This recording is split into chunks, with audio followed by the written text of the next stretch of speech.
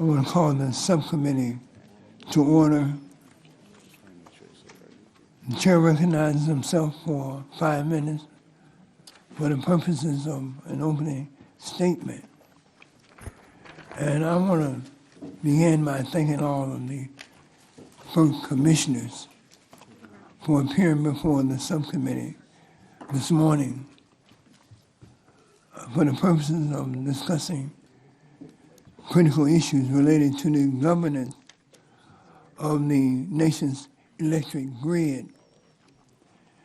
In the last oversight hearing this subcommittee held last year, I made it clear that I did not support FERC putting its proverbial thumb on the scale to ambiguously prop up coal and nuclear facilities, as the 2017 DOE notice of proposed rulemaking proposed.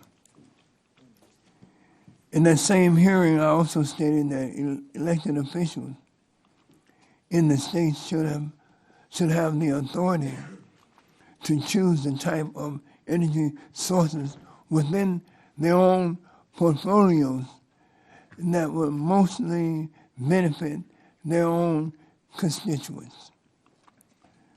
To this point, we have seen my home state of Illinois act as a national leader in enacting legislation to promote renewables and nuclear power as safe, as reliable, as carbon-free sources of energy. The bipartisan Future Energy Jobs Act, which was passed in 2016, along with more recent proposals by Governor Pritzker of Illinois, will move my state towards a cleaner, greener, more sustainable energy future. And I, for one, do not want to see FERC stand in the way of that progress. Well, you all come on in, please. Maybe we should take the Judiciary Committee's room and swap them. Well, let's take the Judiciary's jurisdiction as when we take their room, all right? It's not my time. You all, please come on in so you can close the door, all right? Yeah.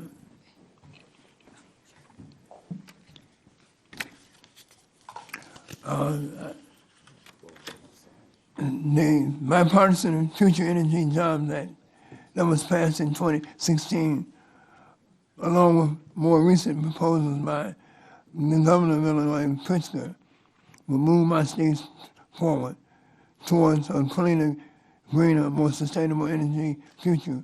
And I do not want to see FERC stand in the way of that progress.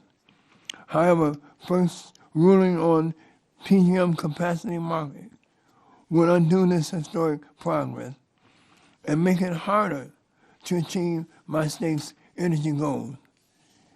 It is extremely important that the Commission works to unveil a market structure that allows for individual states to make decisions regarding the makeup of their particular portfolios, energy portfolios, that helps to address climate change, provides reliable energy, and keeps prices affordable.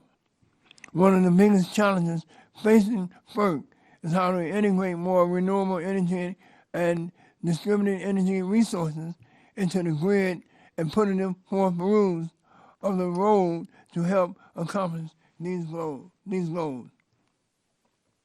Consumers are demanding this type of change, and it is important that FERC works as a partner to make this happen, rather than as another obstacle standing in the way.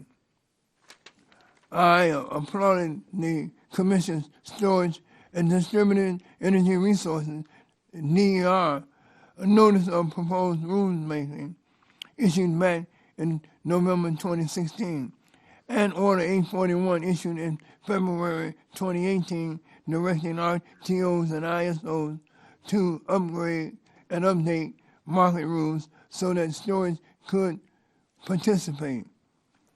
However, we are now in 2019, and it's past time now for the Commission to issue a final decision on this particular issue.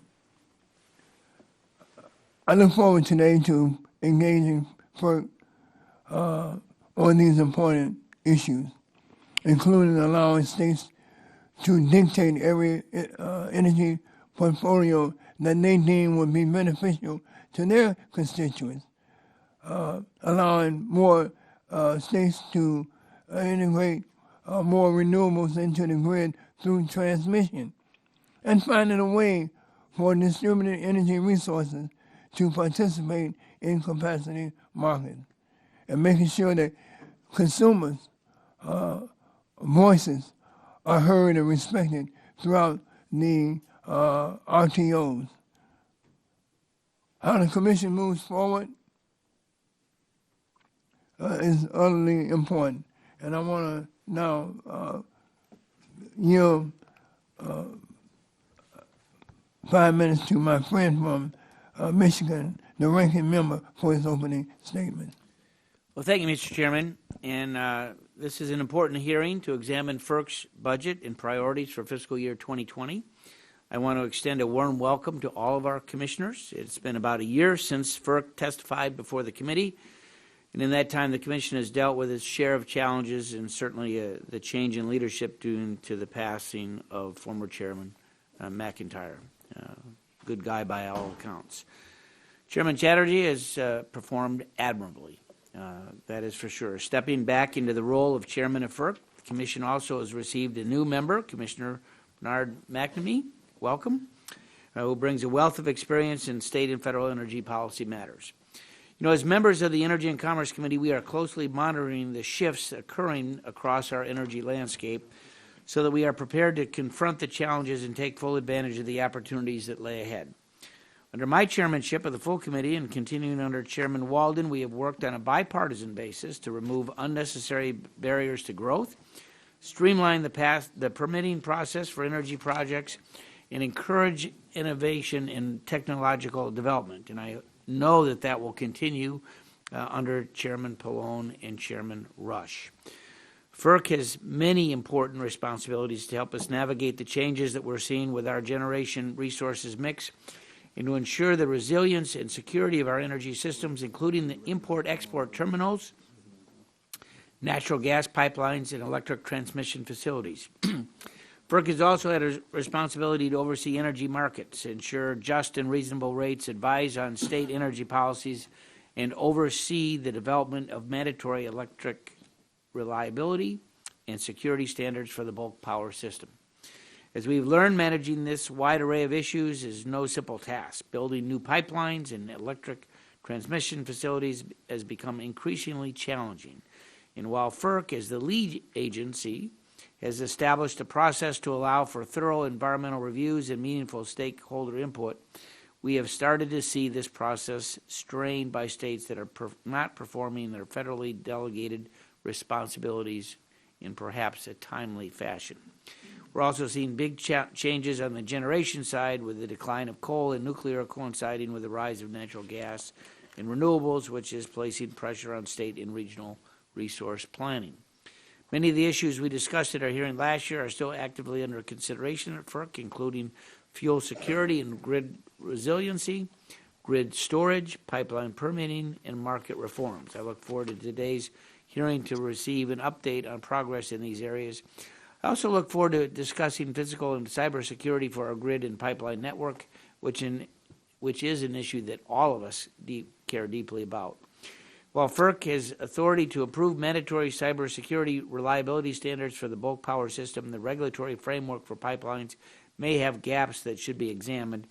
given the interdependency of our gas pipelines and the electric systems, we need to make sure that we're doing everything that we can do to remain secure. Last point, I would ask unanimous consent that Mr. Long from Missouri be able to sit in, not a member of the subcommittee, but obviously of the full committee, be able to sit in on this and be able to submit questions at the end as well. Yeah, see no objections, so ordered. And with that, Mr. Chairman, I yield back. Want to thank the gentleman for yielding his back. Before I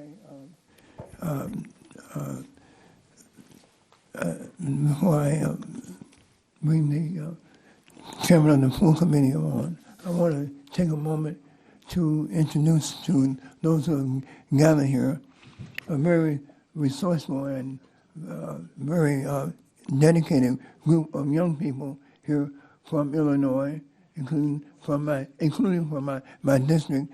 The Illinois Environmental Council is with us this morning, and they're here to advocate for 100% clean energy. So please recognize them as they stand up the Illinois Environmental Council.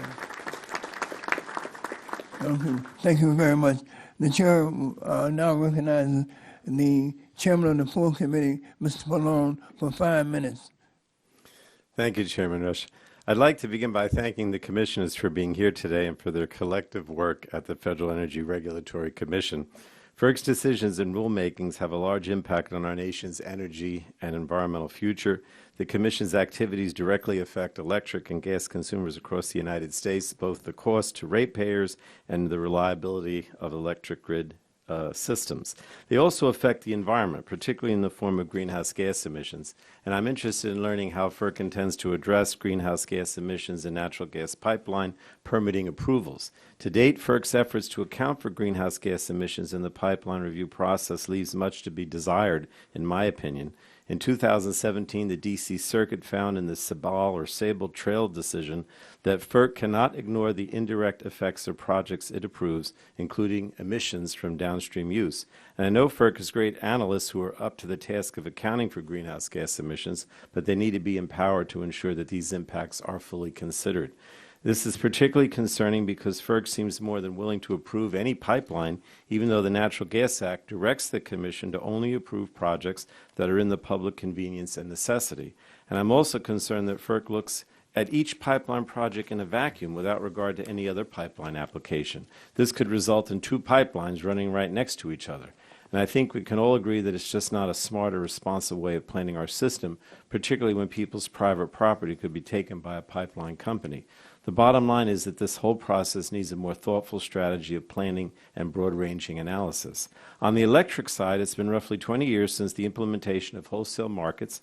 Though I had my doubts in the past, it's now clear that these markets have promoted competition in generation, ensuring lower prices and a reliable bulk power system. And this is good for consumers, and it's also been good for the environment. New technologies can deliver, store, manage, and reduce power needs with a near instantaneous response to dispatch signals. And I would particularly like to applaud the Commission's work on Order 841, integrating storage resources into wholesale power markets. I look forward to hearing more about the distributed energy resource aspect of that effort.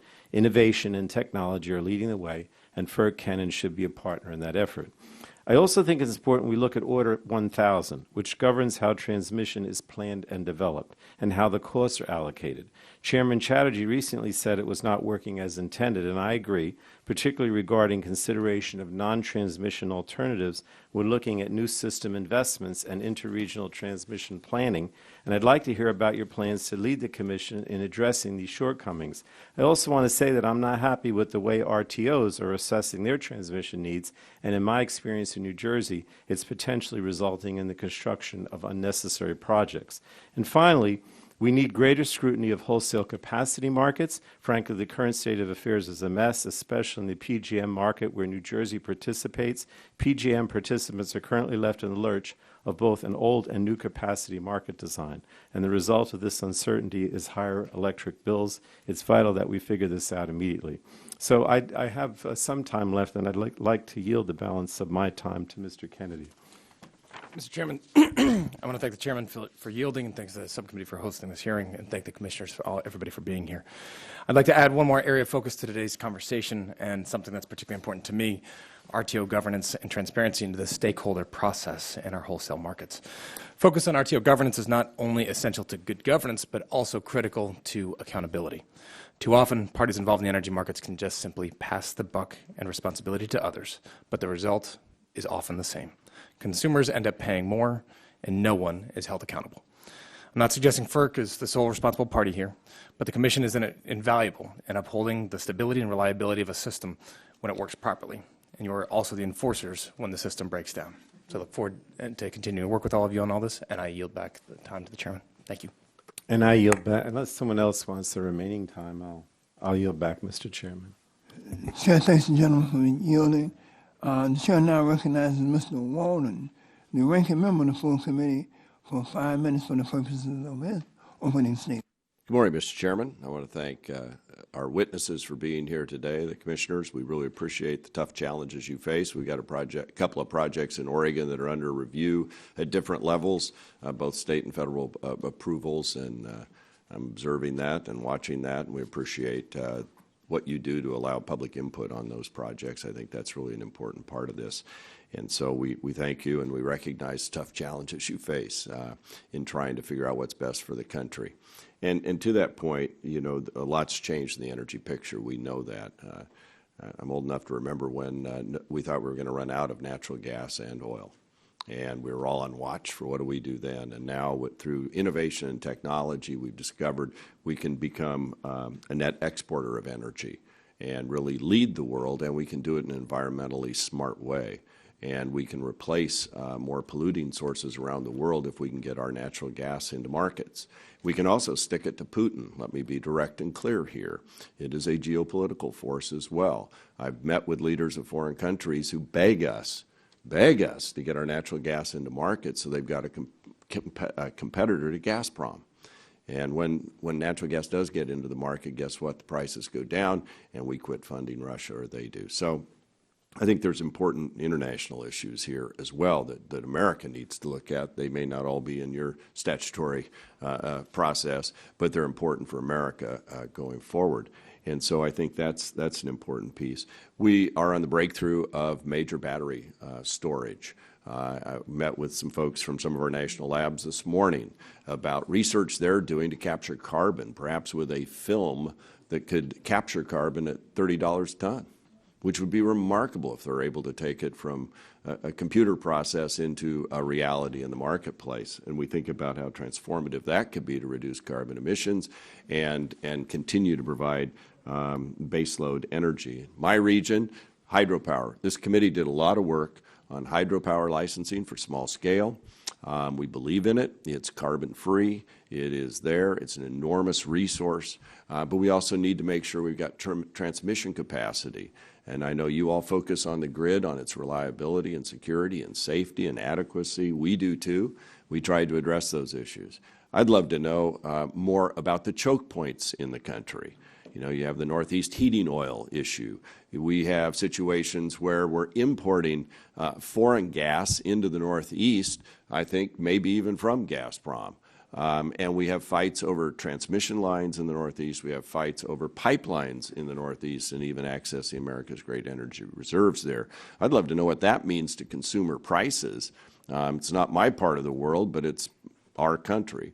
And so I'd love to know what that means for consumers when pipelines are blocked, power lines are blocked, and access to American energy is blocked. Does that make them pay more or less to keep their homes warm in the winter and cool in the summer? So those are issues that I think are important as we move forward on renewable energy development. We have a couple projects in my part of the world, Swan Lake, which is a closed-loop hydro project. There's another one out of Goldendale, where we can use surplus capacity from renewable energy to pump water uphill and then bring it back down through a hydro system and have a closed-loop process. That's a great battery in and of itself. We have solar projects going on. We see the price of solar and wind coming down and being very competitive in the marketplace. And so what I'd love to hear from you is what's the future look like? What's working, what's not? Where are the choke points in America? and what should we do about it? And then how safe and secure is the grid? And I would tell you at the outset, we also have a surprise medical billing hearing going on with Mr. Pallone and my bill downstairs. So I will be coming and going because that actually matters to consumers a whole bunch, and oftentimes is much more expensive than their energy bill. So we're trying to fix that as well. But we thank you for the work you're doing. We know it's tough, but it's very important. With that, Mr. Chairman, I would yield back the balance of my time. Chair, I want to thank the ranking member for yielding back. The chair would like to remind members that pursuant to committee rules, all members' written opening statements shall be made part of the record. And now it is my privilege to introduce our panel of witnesses for today's hearing. The Honorable Neil Chatterjee. He's the chairman of the federal FERC, and he's a witness at the witness table today, and I certainly want to welcome the chairman.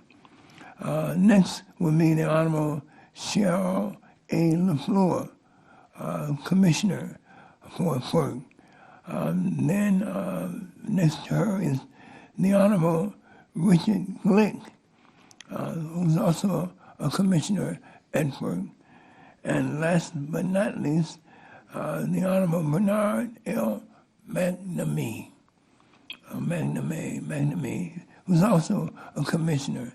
And I want to thank each and every one of you for appearing before us today, and we certainly want to congratulate you on your past accomplishments, and we look forward to hearing from your testimony at today's hearing. And at this time, the chair now want to recognize each member for 5 minutes to provide your opening statement.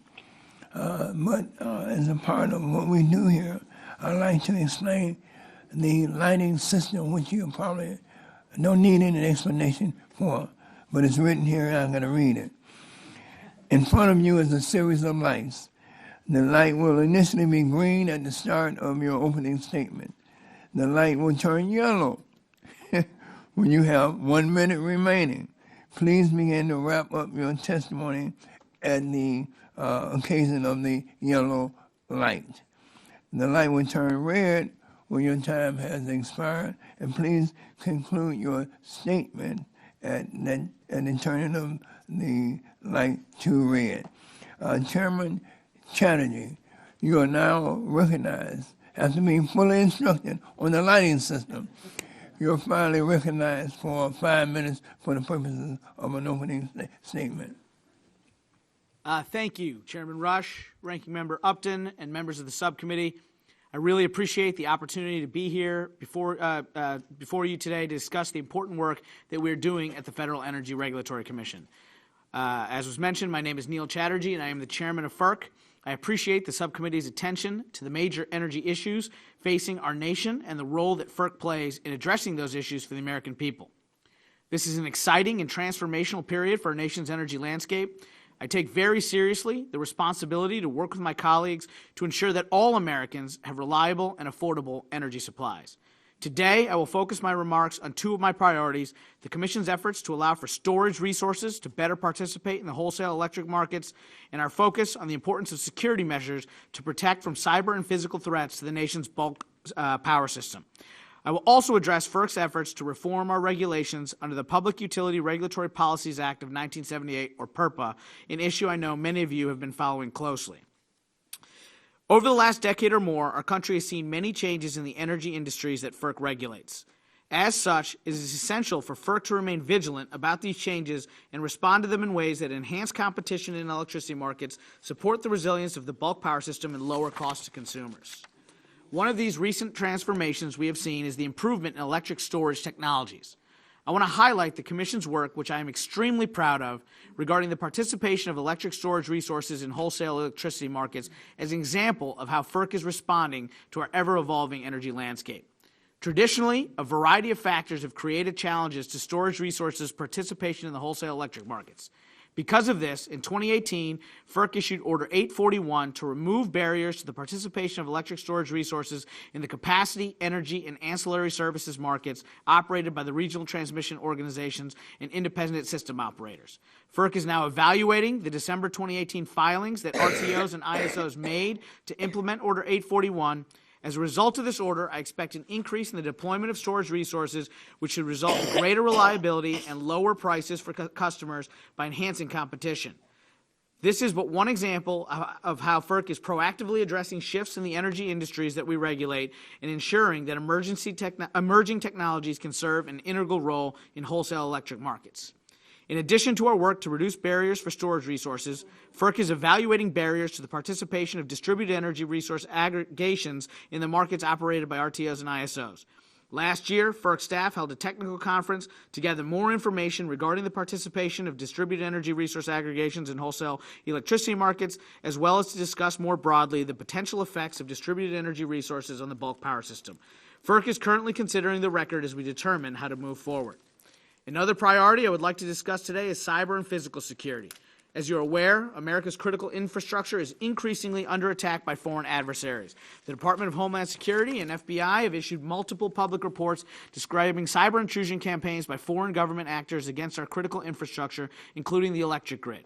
Physical and cyber attacks on our critical infrastructure systems have the potential to create significant, widespread, and potentially devastating effects that threaten the health, safety, and economic prosperity of the American people whom we serve. This evolving threat landscape demonstrates the importance of an unwavering focus on the security of the nation's critical energy infrastructure. Of course, these issues are of paramount concern to us all, including the subcommittee, and I appreciate the subcommittee's attention to this crucial subject, including efforts to examine legislative solutions like those that recently moved through the markup process.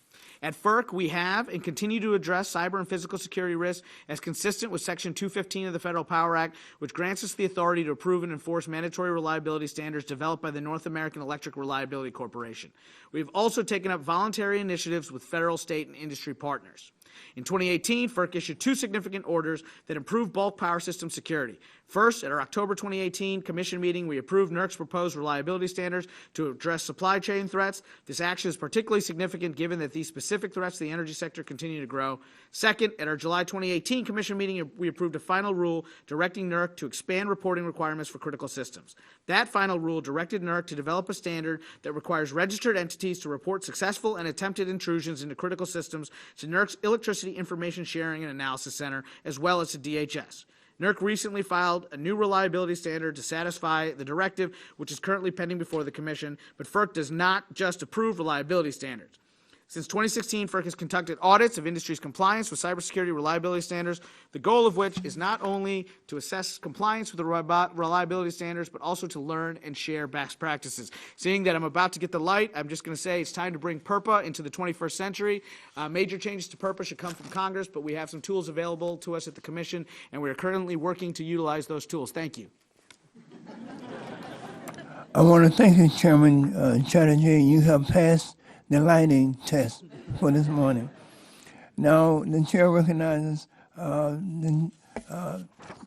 LaFleur for 5 minutes for the purposes of an opening statement. Thank you, Chairman Rush, Ranking Member Upton, Chairman Pallone, Ranking Member Walden, and members of the subcommittee. I am Cheryl LaFleur. I've been a commissioner at FERC for almost 9 years, and I've been honored to appear before you several times. Today, I'll comment on 3 major issues that are shaping our work. The first is resource selection in the nation's competitive markets. In the 20 years since their creation, organized wholesale power markets have grown to serve more than 2/3 of Americans. These markets save customers money by dispatching resources over a large footprint, facilitating innovative technologies, and shifting investment risk from consumers to shareholders. In recent years, markets have been roiled by low-cost gas generation and renewables. These lower-cost resources have significantly decreased wholesale prices to the benefit of customers, but have also threatened the financial viability of certain existing resources, particularly coal and nuclear plants. Many states have sought either to retain resources that are not thriving in the market or to support new resources that the market would not select. These efforts have triggered a debate about how wholesale market design should be adapted in response. FERC is encouraging regional solutions to adapt capacity markets to state initiatives. We approve such a proposal for ISO New England, have an open proceeding to consider changes to the PJM market, and are watching New York ISO consider ways to use carbon pricing to incorporate state climate goals in its market structure. Second, once we've selected resources, how do we pay for them? Until recently, it was accepted without question that electric power was priced on volume, since a major component of its cost was the fuel you had to burn to make it. With low gas prices, zero marginal cost renewables, and changing load curves, the traditional cost structures that supported resources may no longer work. We've seen this trend most famously with the so-called duck curve in California, where solar resources generate too much energy in the middle of the day, and resources needed when the sun goes down are not making enough money to stay in business. Similar trends are appearing in other regions. To help adapt, market operators and others are considering new ways to pay for power, with a focus not just on volume but on services such as ramping, scarcity, pricing, reserves, and essential reliability services. FERC has also taken steps to ensure that new resources like storage can compete to provide these services. Finally, infrastructure to deliver resources to customers. Electric transmission is needed to support the reliability of a changing grid, particularly for location-constrained renewables. The Commission's issuance of Order 1000 in 2011 anticipated the growing need for transmission. I believe the planning and cost allocation tenets of Order 1000 are sound. However, the introduction of competitive transmission that are required has been much more difficult than anticipated. In addition, the growth of domestic natural gas and gas-fired generation has led to considerable build-out of the nation's gas pipeline network. I've called for reconsideration of how FERC determines the needs for pipelines, looking at a regional look. I also believe we must do a better job assessing the climate impacts of pipeline and LNG projects. Starting in 2016, FERC began disclosing more information on a project's climate impacts in our orders and environmental documents in response to the growing debate in our dockets. I strongly supported this decision. However, in May 2018, the Commission reversed course and elected to remove much of the greenhouse gas information from orders going forward. Since June 2018, I've tried to reconcile my disagreement with the Commission's revised policy with my obligation to consider pipelines one by one under the Natural Gas Act. Where I otherwise conclude a pipeline is needed, I've done my own greenhouse gas calculation and analysis to weigh against the pipeline benefits. I believe the Commission, the public, and the regulated community would be better served if we proactively address these issues before the courts require us to do so. It's been a tremendous honor to serve on FERC and to work with this committee. Thank you very much. I yield my time to Commissioner Glick. Commissioner Glick, you're recognized for 5 minutes, and you have 30 seconds remaining from Commissioner LaFleur. Thank you, Mr. Chairman, Ranking Member Upton, and members of the subcommittee, and thank you for the opportunity to testify this morning. FERC has sometimes been referred to as a sleepy little agency, but the fact is that many of the actions we take have a significant impact on the everyday lives of Americans. The Commission is entrusted with protecting the public interest by regulating swaths of the U.S. energy industry. FERC's exercise of this responsibility has significant consequences for the prices of energy, the ability of public utilities to reliably and safely serve consumers, and the environment. The American electric sector is in the midst of a dramatic transformation to a less carbon-intensive, more distributed electric generation fleet. This transformation is good for consumers, the economy, and the environment. As the cost of newer, cleaner technologies continue to decline, consumers are seeing the benefits. The two fastest-growing occupations nationwide are solar PV installers and wind turbine service technicians, and more than 3 million American men and women now are employed in the clean energy industry in the United States. This clean energy transformation will also have a lasting positive impact on the environment and climate change. Consumers are increasingly demanding that their energy comes from renewable or zero-emission sources, and businesses are delivering consumers what they want. Dozens of corporations, including some of the largest in the country, have announced or already achieved a goal of procuring all of their electricity needs from zero emissions or renewable resources. Although FERC is not a climate regulator, the Commission's actions have substantial consequences for climate change. As as Chairman Chatterjee mentioned a second ago, for example, many wholesale market rules that were designed for a grid composed mostly of conventional generation facilities can pose unintended barriers to newer technologies, full participation in wholesale markets. And by helping to create a level playing field for all resources, the Commission can indirectly facilitate newer technologies' participation in wholesale electric markets. Indeed, the Commission did just that early last year when it issued a final rule that requires RTOs and ISOs to eliminate barriers to the participation of electric storage resources in the wholesale electric markets. The notice of proposed rulemaking that led to the final rule on electric storage also proposed reforms to remove barriers to aggregated distributed energy resource participation in wholesale markets. The Commission in April 2018 conducted a 2-day technical conference to gather additional information on this matter. I believe the time has come for the Commission to also eliminate barriers to distributed energy resources. The Commission's energy infrastructure permitting responsibilities can also affect emissions. FERC has authority over the licensing of certain hydroelectric facilities, as well as the siting of interstate natural gas pipelines and facilities used to import or export liquefied natural gas. Under the Natural Gas Act, FERC must make a public interest determination before issuing a certificate for an interstate natural gas pipeline or an LNG facility. Because environmental effects factor directly into the public interest standard, the Commission must analyze the environmental impacts of a proposed interstate natural gas pipeline. Unfortunately, the Commission has chosen to treat greenhouse gas emissions differently than all other aspects of its environmental reviews, and in my opinion, effectively ignored its statutory obligation to examine those emissions' impacts on the public interest. Indeed, last year, the majority of commissioners announced a new policy that chose to ignore reasonably foreseeable upstream and downstream greenhouse gas emissions in almost all cases. This policy prevents the Commission from performing the public interest analysis that Congress required and the D.C. Circuit has told us that we have to do. Just last week, the D.C. Circuit admonished the Commission for this approach, and I hope to work with my colleagues to revisit the Commission's approach in light of the Court's guidance. Chairman Rush and Ranking Member Upton, thank you again for the opportunity to appear before the subcommittee. I look forward to answering your questions and the questions of your colleagues. The Chair certainly want to thank the Commissioner, and now the Chair recognizes Commissioner McNamee for 5 minutes. Commissioner, can you meet him? Because he had 1 minute, 27 seconds remaining. So I'll do my best. Thank you, Chairman Rush and Ranking Member Upton, and I also want to thank Chairman Pallone and Ranking Member Walden, everybody on the committee for having me. So you know this is my first time appearing before you.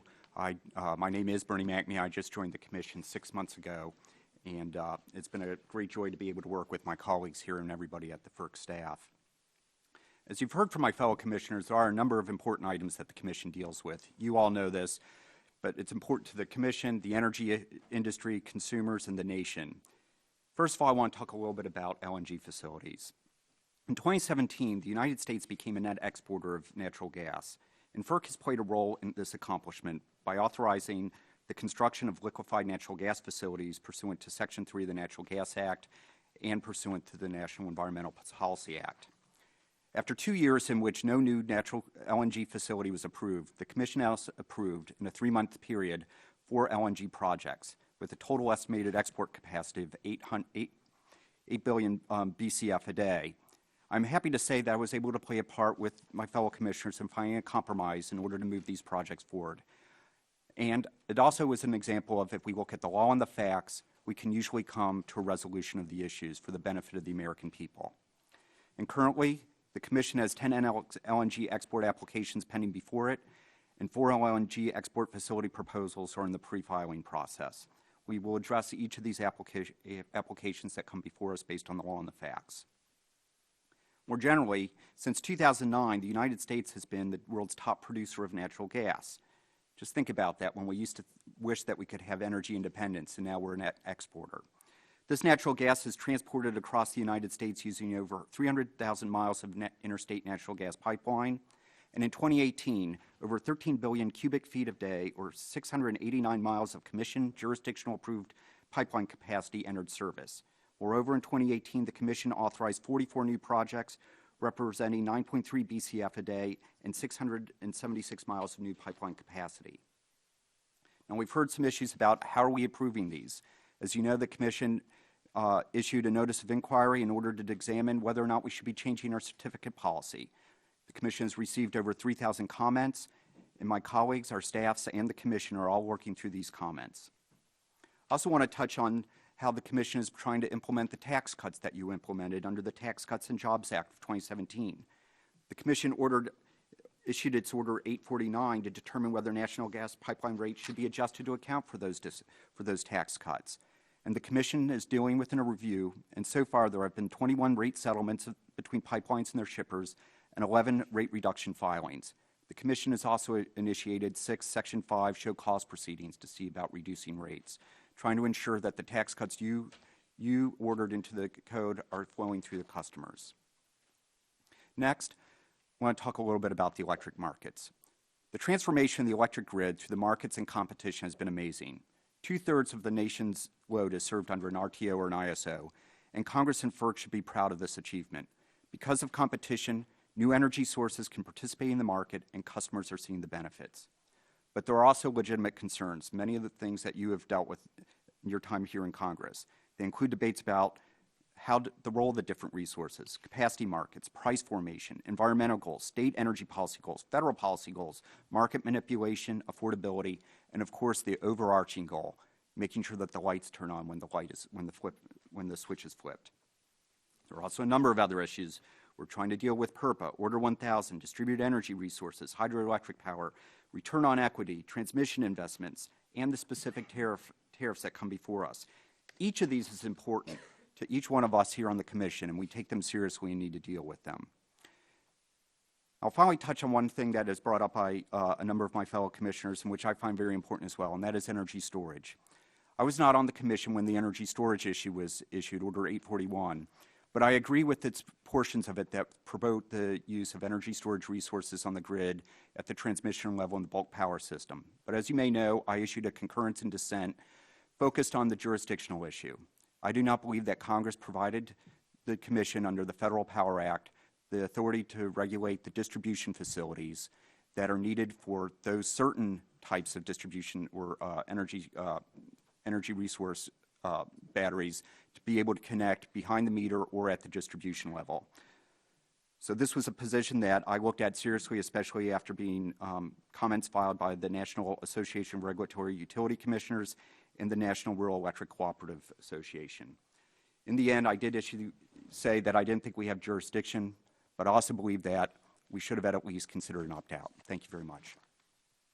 I want to thank all the commissioners for their opening statements, and we have now concluded the time for opening statements. We will move into members' questions. Each member will have 5 minutes to ask questions of these witnesses, and I will start by recognizing myself for 5 minutes for the purposes of an opening of questioning the commissioner. Commissioner LaFleur, one of my concerns that I've stated earlier is that consumer voices are often overlooked, ignored, or cut out of the RTO process entirely. I understand that the role of the consumer varies between the different RTOs, but how do we ensure that consumers' voices are always heard and their interests are being protected consistently, no matter what region they live in? And I would like for other commissioners to weigh in on this question also. Well, thank you, Congressman Chairman Rush. That's an important question. As you noted, all of the 6 RTOs and ISOs that are under the Commission's jurisdiction have stakeholder processes that were approved by the Commission some years ago, and they all include a consumer segment. It varies in the different states, whether it's the Attorneys General, the Citizens Utilities Board, as in your state, or sometimes municipal concerns are in the consumer segment in the various RTOs, and they have a vibrant role in participating in the dockets. But I also think this Commission has a role when we see tariff proposals come before us. Our obligation is to make sure they're just and reasonable to the end consumer that's going to be paying the bills at the end of the day. But if they're We've heard a lot recently about potential ways to relook at Order 719 and improve stakeholder processes, and I think we should be alert to ways to do that. If I could weigh in on that as well, Chairman Rush. This is you've identified a very important issue, and I think transparency and ensuring that consumers' voices are heard is critical. That's why we have our rules in place. I think it's so important that stakeholders and consumers have their voices heard on these issues because these issues have implications for consumers. I think the best way for consumers to have their voices heard, go back to our rule. We can look at changes we can make, but we also need to make sure that consumers' concerns are met as they arise, with an eye towards consumers' voices, ensuring consumers' voices are being heard as they come up through the process. And this is something that my colleagues and I will continue to look at and be vigilant on, because I think that transparency and accountability, these are very, very complex matters, and I think it's important that that consumers are protected. Commissioner Gillett. Thank you, Mr. Chairman.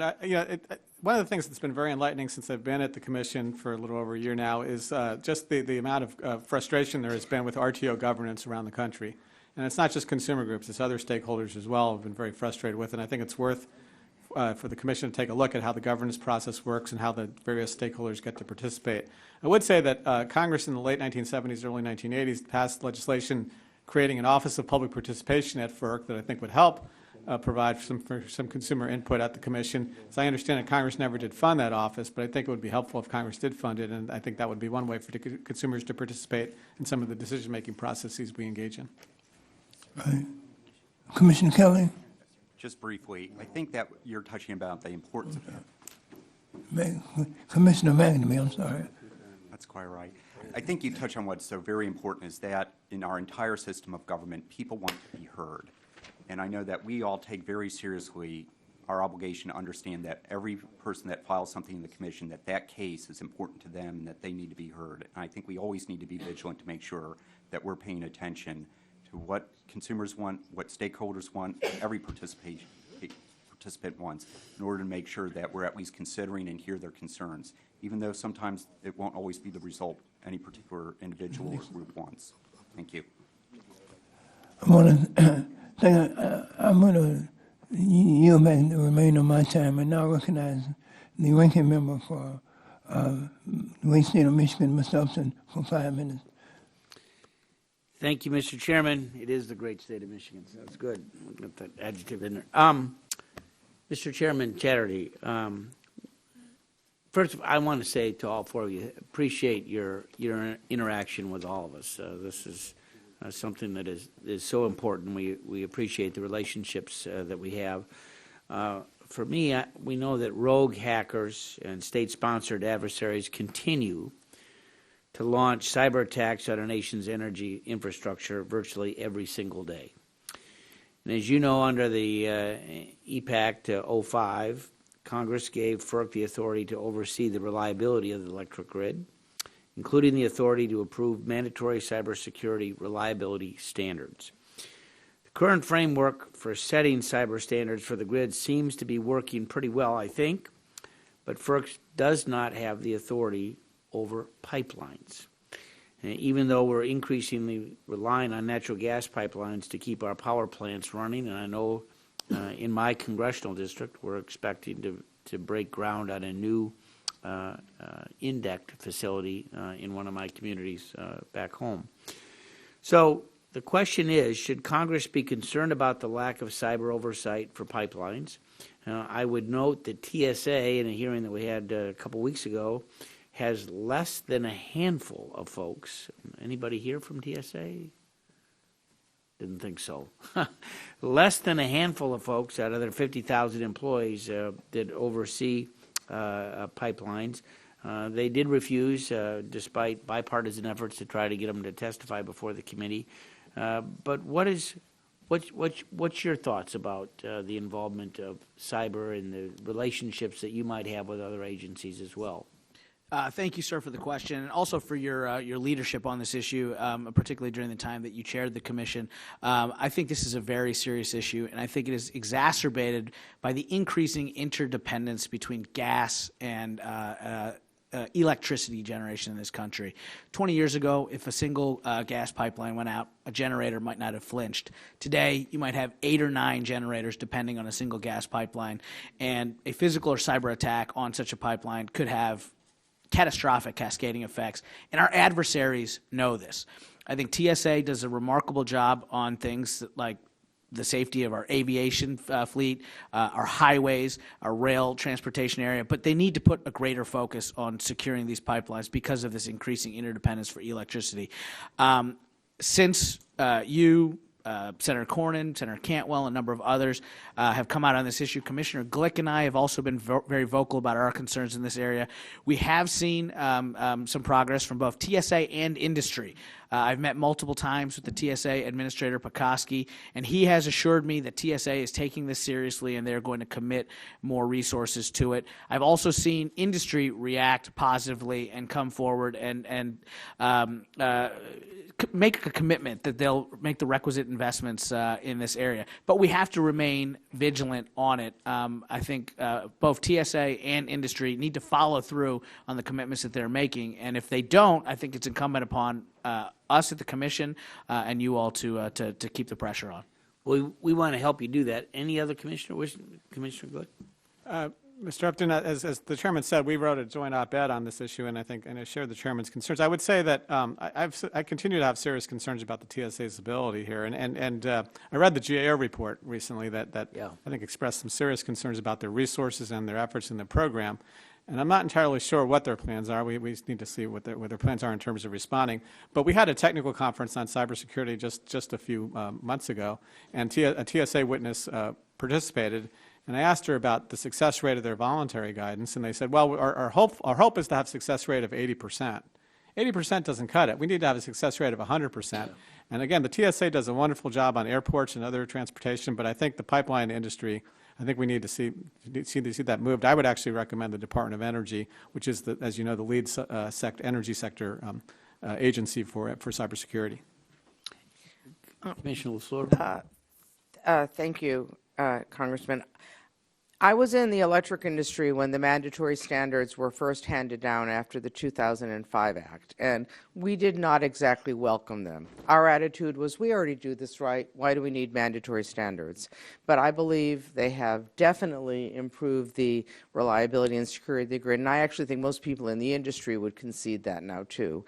I think, although I know the pipeline industry is not calling for mandatory standards, I think the cybersecurity of the pipeline grid is so important that it would be worthwhile for Congress to require some sort of mandatory authority. It doesn't have to be at FERC. It could be at TSA and give them the resources. It could be at DHS. It could be at DOE. I'm not in the business of looking for more responsibilities at FERC. That's up to you all. But I do think a structure with some teeth to it would be very helpful. Thank you, Mr. Chairman. I yield back. I want to thank the gentleman. Now, the chair recognizes Mr. Peters for 5 minutes. Thank you. Thank you, the commissioners, for your work and for being here today. I want to just mention climate change, which is exacerbating natural disasters. For California, that means more intense wildfires each year with a huge impact on personal safety, communities' health, and the economy. The Midwest has seen flooding, the South has seen hurricanes, the Northeast has cold snap polar vortex conditions. So I want to talk a little bit about how we're managing the electric system and planning for that. How is FERC looking at accounting for climate change in the design of wholesale markets and in grid investments? And start with the chairman, if I could. Thank you for your question, Congressman. And look, I share your concerns about climate change and the impacts of climate change. I'm a conservative. I grew up in coal country, but I believe that climate change is real, that man has an impact, and that we need to take steps to mitigate emissions. I've been very proud of the work that the Commission has played in really helping the U.S. become a leader in emissions reductions. And if you look at the statistics, the U.S. has been a leader in emissions reductions. Power sector emissions in the U.S. are at 1990s levels, and I think that's due to a couple of things. The markets that FERC oversees, we are breaking down barriers to access so that newer technologies. And how is that happening? I want to be very specific about what actions you're taking with respect to market design. Yes, sir. So I think by the markets work, competition works. Consumers are demanding cleaner energy sources. Those sources are dropping in price and are able to compete. Is there anything And that's- specifically that FERC is doing? I could point to Order 841, the order we did on battery storage to break down barriers to entry, to allow battery storage to be compensated for all of the attributes it provides. That is going to lead to an increased deployment, we think a dramatic increase in the deployment of battery storage technology, which will have a direct and I think significant impact on mitigating carbon emissions. There was a resilience docket that you opened when the coal nuclear NOPR was denied back in, I think, January 2018. You haven't taken any action on the resilience docket yet, is that correct? And when can we expect that? That is correct. We don't make projections on timing. It's a very complex docket. When Secretary Perry proposed the rulemaking in the fall of 2017, the action that he was asking for, compensating plants for having on-site fuel, we all found collectively that our record did not support that action. Now, a year and a half later, we have a far more robust record, and we're looking at these very complex challenges. I think the next step ought to be, and I don't want to get in front of my colleagues, but to engage the RTOs and the ISOs and the states on fuel security to look at this very serious issue. What can I assure you we will not do is, as the chairman said at the onset, we're not going to put our thumb on the scale for one fuel source or the other. We're going to look very seriously at these markets in the future of our grid. Ms. LaFleur, do you have any thoughts on this question?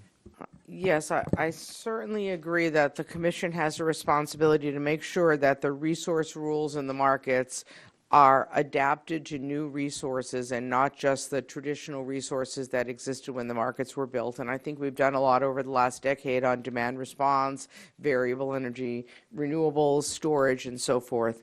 But beyond that, what we're seeing now is that since there has not been, in other environmental issues that the nation confronts, if Congress passes a law and says you have to reduce sulfur dioxide or whatever, then all the power plants have to conform, and the cost of doing that gets priced into the market. Right. Because there's not any national climate legislation, as you know. It's being handled on a state-by-state basis, and that's the issue I mentioned earlier, that the markets are working to figure out how they can run a regional market with multiple states with all different climate policies. But I think it's essential that they do, and the markets have to be adapted. If that's where climate action is going to happen on the state level, we have to adapt the markets to function in that environment. Are you saying that you think that a federal standard, a low carbon fuel standard, something like that would be helpful in getting? Absolutely. I think that it's a global issue. It should be addressed at the highest level possible. And if we had a federal standard, whether we were deciding whether a pipeline was consistent with the standard or whether a tariff in the market was consistent, we'd have a benchmark to look at. Right. Do they have enough allowances? Does this work with their standards? And it would be far more compatible, because the nation's electric grid is not state by state. It's big regions. Right. Okay. Just a quick question for Commissioner Glick. I don't have a lot of time, but I'm interested in hydropower as a valuable zero emission energy source. You mentioned in the testimony. Really quickly, how do you think we increase hydropower facilities with pump storage capabilities? Well, pump storage can play a very important role, and I think our storage rule didn't just apply to battery storage; it applied to pump storage and other forms of storage as well. I think what we need to do and what we are doing, I think, is through our licensing process, consider proposals for pump storage projects and approve them, assuming they're in the public interest. Okay, I'm out of time. I'm sorry, I don't want to take my colleagues' time, but if you want to give me anything in writing on that, that'd be helpful too. We'll do, Mr. Chairman, I yield back. The chairman thanks the gentleman. The chair recognizes now Ms. McMorris Rogers for the purposes. No, Mr. Latta, I'm sorry. Mr. Latta. Mr. Latta. Thank you, Mr. Chairman. And thanks for holding today's hearing, and thanks to our witnesses for being with us today. It's very, very important that you're here. Chairman, if I could ask some questions to you this morning. You recently mentioned that you would like to see FERC do more to consider landowners affected by pipeline projects, saying it's not a landowner's responsibility to be tracking FERC's filings. Would you tell the committee what you see FERC doing, and tell us if there's anything that you need from Congress at this time? Yeah, absolutely. And thank you for the question, Congressman. I think energy infrastructure is important. We need it for our economy, for our security, for the reliability of the grid. But we have to be mindful that landowners need to understand what their rights are, need to understand what options there are for mitigation, for restoration, and the like. And I don't think the Commission nor project sponsors have done a good enough job in communicating these things to landowners. And so as we opened a review of our 1999 certificate policy statement, which is our process for evaluating pipeline applications, that was one area that I zeroed in on, is what can we do to ensure that landowners' rights are taken into consideration and they're aware of what options are available to them. And that's something that we are looking to do. We are actively meeting with stakeholders to figure out where we can make improvements.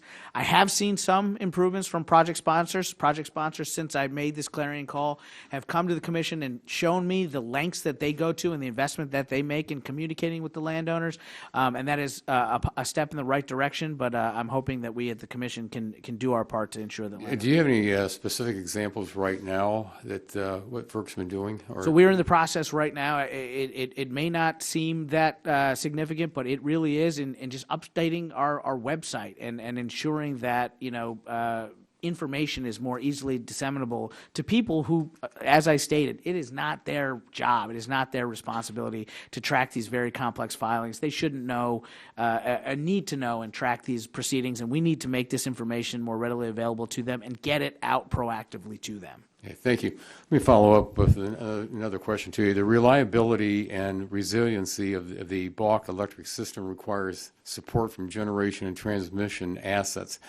Given the ever-adapting nature of electricity supplies, would you talk about the importance of the transmission assets to the future reliability and resilience, regardless of the type of fuel? Yes, sir. I think there's no question that we're experiencing rapid transition in our energy landscape, and I think as the grid adapts and as we move towards the grid of the future, I fundamentally believe that transmission will be the key, and we have to make sure that we at the Commission, get transmission policy right to ensure that that grid of the future is in place.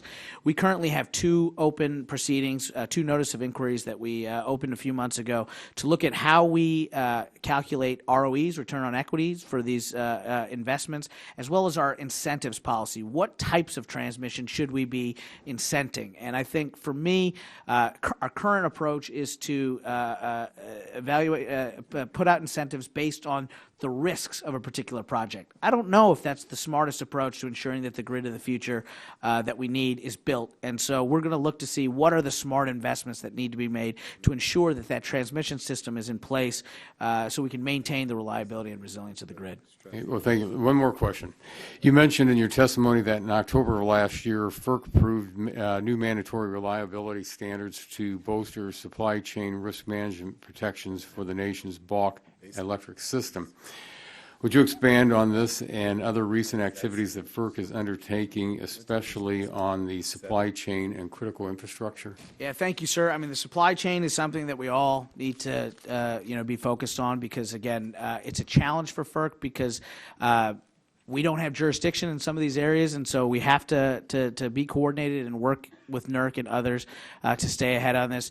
The reality is cybersecurity and the reliability of the grid. This is the new reality that we must contend with. And while we are the beneficiaries, consumers are the beneficiaries, Americans are the beneficiaries of these tremendous evolution in technological innovation, that innovation comes with a downside risk, and that is increasing vulnerability to threats from bad actors on the cyber side. And I think it's incumbent that we, our partners with NERC, Congress, the Department of Energy, and across the federal government work together because we do have crisscrossing jurisdictions in some areas, and we need to ensure that those lines of communication are in place so that we can not just have standards, because I believe standards to be the floor, not the ceiling of what we can do. I think if we all work together, because our adversaries are continually evolving, and we have to evolve to stay one step ahead of them.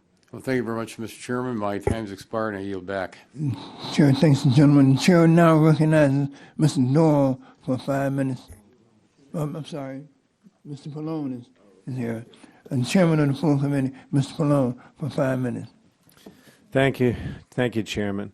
In his opening statement, Mr. Kennedy raised concerns about regional transmission organization, RTO governance, and I share many of his concerns. FERC Order 719 directs RTO procedures and practices to be inclusive, to fairly balance diverse interests, and to ensure adequate consideration of minority positions.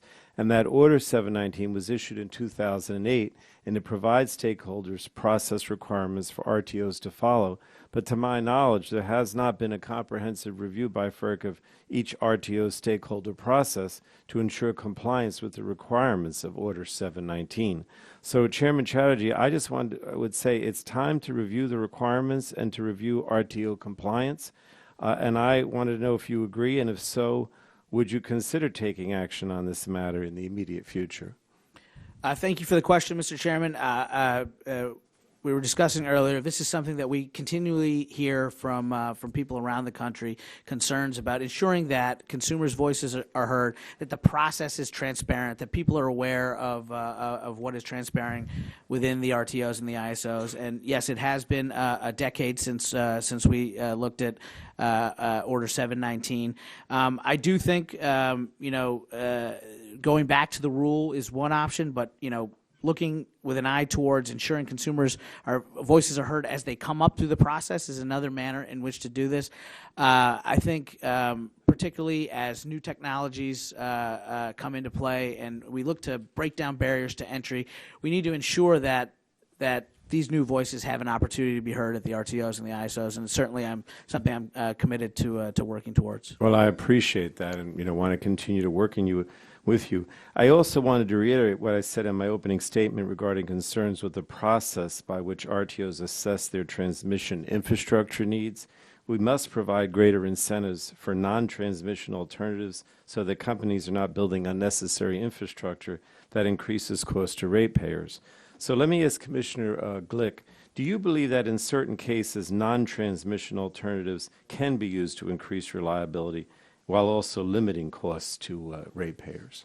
Thank you, Mr. Chairman. Absolutely, they do. And as a matter of fact, in our Commission's Order 1000 issued several years ago, it requires transmission planners in the various RTOs and the ISOs around the country to consider non-transmission alternatives. What I think is missing is that I think there's an incentive for utilities many times to build more transmission, because if you invest something that costs a lot of capital. Exactly, and that's what I hear from my consumers. So I think what we need to do, and Chairman Chatterjee earlier mentioned that we have a new incentives process at FERC looking at our incentives policy, and I think what we need to do is incentivize using newer technologies and non-transmission alternatives, but also using our existing grid more efficiently. Rather than sometimes we can do that rather than build a line, we need to encourage utilities to look into those types of investments. Oh, this is music to my ears. I want to be honest with you. Now, let me see if I can get a climate question. In May 2018, FERC issued a new policy that eliminated from consideration most upstream and downstream greenhouse gas emissions. Just last week, the D.C. Circuit in the Broad Run case flatly rejected the core legal arguments that form the basis for that policy. So let me just ask Commissioner Glick and LaFleur, not much time left, but do you think the Court's decision in Sable or Sabal Trail and Broad Run require FERC to reform how it considers upstream and downstream greenhouse gas emissions? I guess I'll start with Ms. LaFleur since I haven't asked you. Yes, the Sierra Club case and the Sable Trail definitely changed the rules that applied to the commissioner, made clear what they were. It's specifically related to downstream emissions, and I think the commission has been too stinting in its interpretation. I dissented in our order on remand because I think we've only taken the court's guidance to heart when it's a specific power plant, exactly like the situation in the Sable Trail pipeline. And I think the implications of the decision go much broader. And as Commissioner Glick testified earlier, a couple weeks ago we got another decision from the D.C. Circuit that made clear that FERC is a legally relevant cause of the downstream emissions and we should be looking at them. Mr. Glick? Mr. Chairman, I would just say that there's been some question recently as to whether the Commission has the authority to look at reasonably foreseeable greenhouse gas emissions, and I think the two court cases, including the one last week, have, I think, put that question to bed. I think we clearly have that authority. Quickly, how does FERC's analysis of a project's greenhouse gas emissions relate to the requirement under the Natural Gas Act to only approve projects that are in the public convenience and necessity? Well, when we consider the public interest, we also look at the environmental impacts of the pipeline, for instance, wetlands or migratory birds or anything like that. And if we find that the impacts of the environment are too adverse, then we won't consider the project to be in the public interest. Here, we're actually ignoring what impacts the project might have on climate change. Thank you, Mr. Chairman. The chair now recognizes Ms. McMorris Rogers for 5 minutes. Thank you, Mr. Chairman. Appreciate everyone being here and for your work at FERC.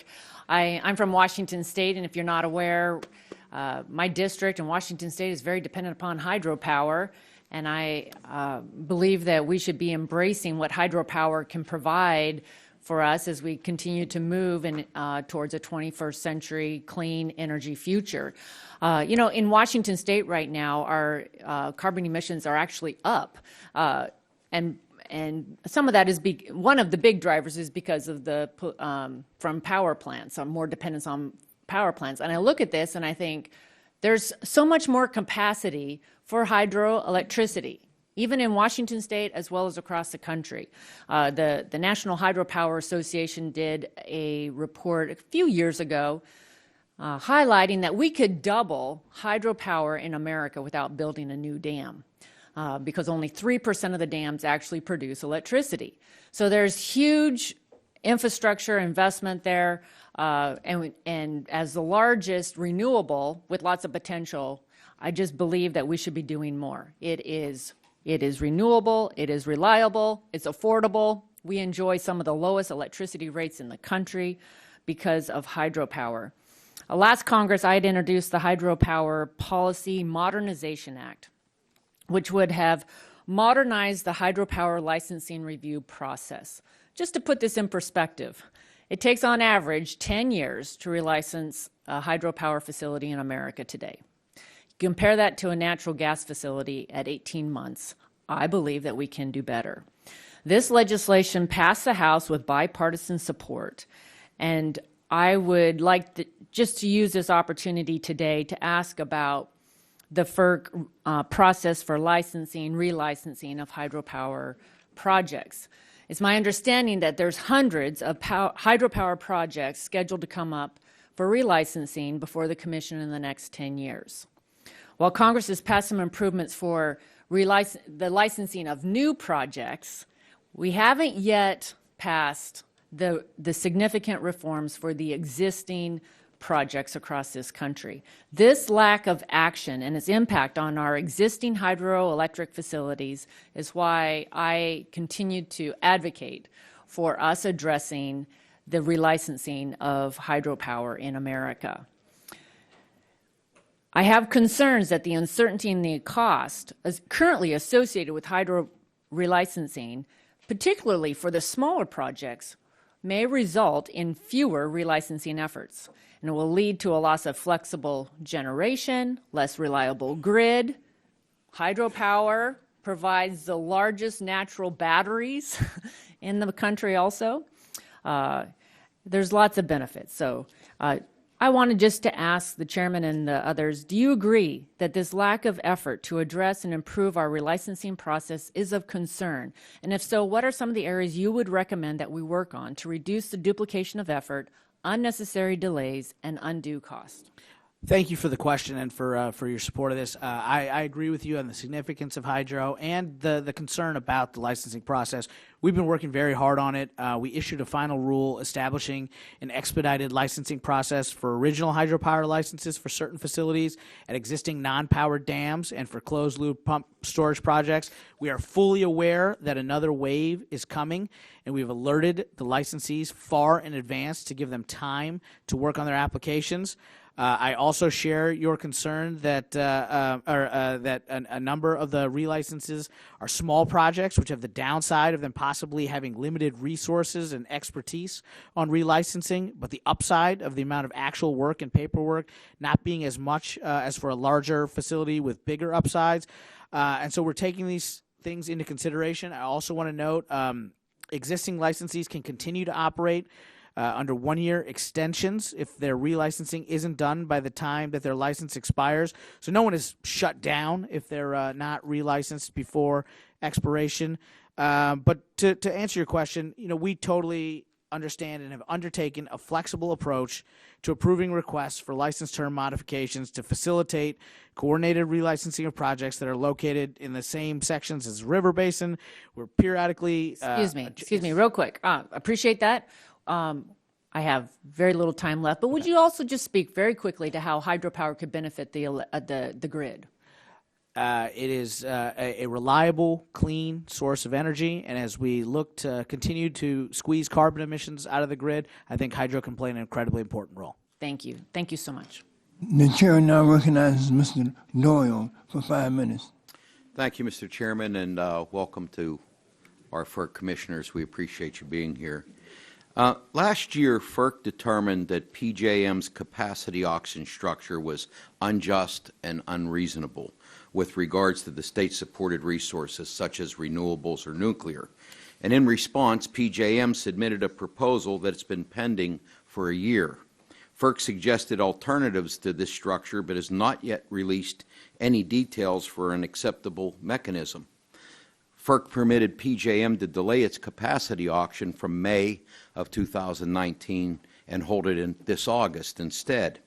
That decision on a rule was supposed to come in January, but now it's June, and we still haven't seen a rule. So either a rule is going to be published right before August, which won't give auction participants enough time to adjust, or a decision will not be published and participants will have to take part in an auction under rules that FERC has found to be unjust and unreasonable. That raises lots of concerns and uncertainty.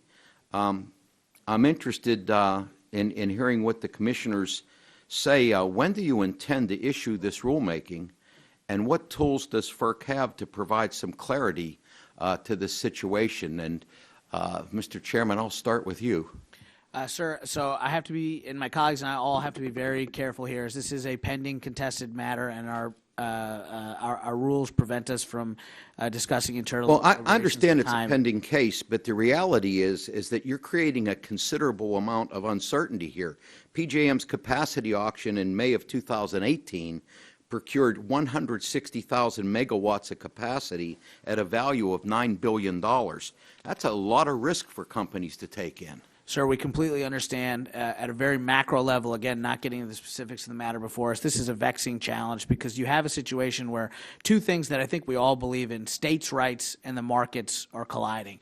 We all want these markets to succeed and to function and work properly, and we want to respect states' rights. But we're coming to a point where actions that states are taking to make decisions about their local energy futures are impacting the markets, and trying to figure out how to sort through that while ensuring just and reasonable rates has proven to be very, very challenging. And so while I can't speak against the specifics or timing, please understand we take this very seriously. We understand the need for clarity and to calm the markets, and we're working as diligently as we can. Let me ask Commissioner LaFleur and Glick, are there any things that FERC can do to provide some guidance to PJM and provide some clarity if that's the situation, if we're not going to have a rule?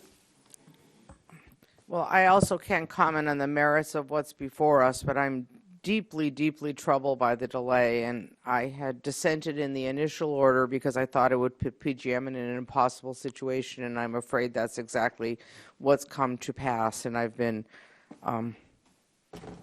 using my world-class powers of nagging to be a nag about it, but so far we have not gotten an order out. I think we have a lot of tools at our disposal, but we have to agree on them and use them.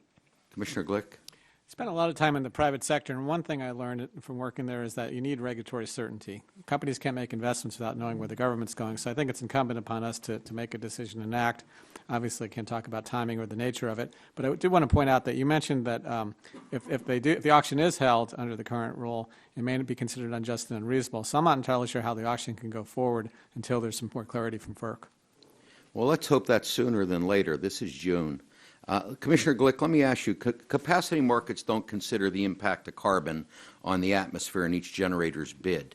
Do you think capacity market rules should be rewritten to reflect this, and how do we protect states' rights in the process?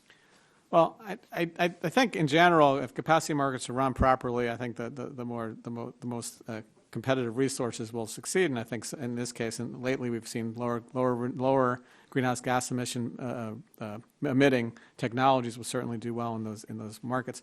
I will say that I think that I'm not entirely sure FERC has the authority to require capacity markets to take into account emissions, greenhouse gas emissions, but do you think they should? Well, I think if Congress gave us the authority, we certainly can consider, and I know that the PJM and New York are two ISOs and RTOs right now that are considering imposing some sort of carbon pricing regime, and I think we could consider that and maybe approve that, assuming it's just and reasonable. But I'm not sure that we can do that on our own authority right now. Well, I see my time's running up, but I would encourage you to please provide some clarity to what's going on with PJM. I don't know how they can hold an auction in August without a rule or without some direction from the Commission. I would urge that. Mr. Chairman, thank you. I yield back. The chair now recognizes Mr. Olson for 5 minutes. I thank the chair and welcome to our 4 FERC witnesses. And a special howdy to a native-born Texan, Commissioner McNamee. Howdy. I want to start with a question to you, Mr. Chatterjee, that is very important to the people I work for in Texas 22 and my entire state. As you know, Houston is the heart of the American energy economy. We aren't just powering America, we are now powering the entire world. And as American energy becomes more dominant, that role keeps increasing for soon to be the 3rd largest city in America. We're going to overtake Chicago within 2 years. Sorry, Mr. Chairman, but those are the facts. Don't bet on it. FERC knows that fact and that there's a need for FERC to adjust to that reality. I think it's high time that we have commission staff right there in Houston, Texas, down where they are needed. You seem to agree. At the annual SARE Week a couple months ago in Houston, you told the Houston Chronicle, quote, "A Houston office makes a lot of sense." Can you talk about why a regional office in Houston makes sense? What are your plans to make it happen? And how can I help? Yes, sir. Thank you for the question and for your leadership in this area. How this all came about, there was a period last summer where I became genuinely concerned that we didn't have the staff and the resources in place to consider the number of LNG applications that were before us. And I truly believed there was a chance that we could miss this incredible American moment where U.S. LNG exports could benefit the economy, could benefit the environment by lowering global carbon emissions, and have geopolitical significance for America. But I was worried that FERC would miss our deadlines, and so we frantically worked to hire the lawyers and the engineers that were necessary to streamline the bureaucracy. We had an MOU with PHMSA, which enabled us to, earlier this year, we have now approved 4 LNG applications. We hadn't in 2 years. We've done 4. That's very significant, and it's due to this hard work. But I want to make sure that as the next wave of applications comes through, that we have the infrastructure in place to continue to consider them, because we are responsible not just for reviewing new applications, but for existing approved facilities as well. The expertise is in and around the Houston area. As you mentioned, you guys are the epicenter of the energy universe. That's where the schools are training the engineers and the lawyers who will do this work. And so perhaps attracting and retaining the kind of talent we need to process this can be very difficult. Maybe having an office in Houston, which is something that we're actively working towards and hope to have an announcement on soon, would give us that venue to get the talent where it is, identify the people on the ground, and make sure that America continues to take advantage of this incredible opportunity. You brought up LNG, and that's my next question. Like you, I was worried a few years ago. FERC was being overwhelmed by applications for LNG export projects. You had some problems in terms, not your fault. But hey, getting somebody through the Senate confirmed, delays, explosive permits, as you mentioned, manpower. And as you know, speed is the key to approval. You have to have quick approval to make these things viable. Companies need to line up financing. They need to lock in buyers. These delays could have hurt our jobs right here in America. They could have hurt our allies who are craving our liquefied natural gas that are being stuck right now with gas from Mr. Putin. But you and your colleagues turned that ship around through some challenging seas. We've now seen some key projects approved. You mentioned 4. We have American liquefied natural gas going to India, Japan, South Korea, Poland, Lithuania, China, just to mention a few. We're exporting liquid American freedom. Can you talk about your challenges, how you got those approvals headed out the door, and what's next for LNG export rounds? Thank you, sir. So I mentioned some of the procedural things we did, the MOU with PHMSA, hiring people, cutting through bureaucracy, streamlining the process. But the most significant thing that we did, because we had a timeline in which we need to consider these applications, and there's 4 of us at the commission that have very strong views, and we consider each application on a case-by-case basis. But I think one of the things that I'm most proud of is myself, Commissioner LaFleur, and Commissioner McNamee came together to overcome what had been the biggest obstacle to our approving these projects once we got through our application analysis, which was how to account for greenhouse gas emissions. And Commissioner LaFleur didn't get everything she wanted, but was willing to compromise. Commissioner McNamee gave some things up that he was reluctant to do, but was willing to compromise. And the 3 of us came through and were able to negotiate a bipartisan compromise that enabled these projects to move forward, which is so important for America. And I'm very proud of it because it is an example of people putting the public good ahead of partisan interest. And as far as I know, I think we are the only 3 people in the federal government to have successfully negotiated a climate compromise. And it's a big deal for America on LNG, and it's something I'm proud of. Y'all, the model for America in the future. My time's expired. I yield back. Thank you, sir. Can I quote you on that? Sure. It's public. The chair now recognizes Mr. McNerney for 5 minutes. Thank the Chairman, and I thank the commissioners this morning. Commissioner LaFleur, you mentioned some interesting comments about how to pay for selected resources in your statements. Would you expand on your comments and include how it might affect reducing greenhouse gases? Yes, what we're seeing is that right now, as you know, many states, including your own, have taken a pledge to do all they can at the state level to mitigate the impact of climate change. And they're doing it by, in many cases, requiring either carbon targets or percentages of clean resources or carbon-free resources. And they're also doing it, in some cases, by subsidizing carbon-free resources that would otherwise be retiring. What we're finding is that in regions with multi-state markets, when different states have different rules, it's difficult for the markets to accommodate that. And that's why we've been doing a lot of work in our dockets, as in the ISO New England docket, to put in place new rules where states can, because other resources are bidding into the markets without any subsidy, or in states that don't have any carbon rules, and how do we fairly price all of this? That's been a significant issue. Thank you. Commissioner Glick, do you feel that the electric grid can both expand service, say, to the transportation sector and reach 80% of penetration with renewable sources? And if so, how soon do you think we can do that? Well, I don't want to make a prediction about what year that might occur, but I certainly am confident that we can do it. I think there's been a number of studies, both at NREL and various RTOs around the country, that show that much greater penetrations of renewable energy are possible with very limited changes to transmission, for instance, and do it reliably. I'll give you examples. Iowa, Kansas, Oklahoma, all 3 of them already currently have more than 30% of wind power just on their grid. SPP, one of the RTOs in the region, has that. I think had a couple times where they were over 60% renewables just at one particular time. No reliability problem. California ISO, I think 76%, if I'm not mistaken, one day earlier this year. So there's enormous possibilities there, and I think they can be done relatively quickly, but I can't give you an exact actual year. Thank you. That's pretty exciting if we can reach 80% with renewables, in a reasonable time frame. Chairman Chatterjee, the FCC has approved of natural gas pipelines and LNGs, and that sounds good, but if only 2% of the natural gas escapes through to the atmosphere, then we're going to be in worse shape than if we used coal. So are you taking leakage into consideration? Are you putting high standards for the pipelines that are going in and for LNG? I mean, this is a pretty serious issue in my mind. I understand, sir, and we take very seriously our responsibility to evaluate the safety and environmental considerations of the energy infrastructure that we consider, and we look at each project on a case-by-case basis.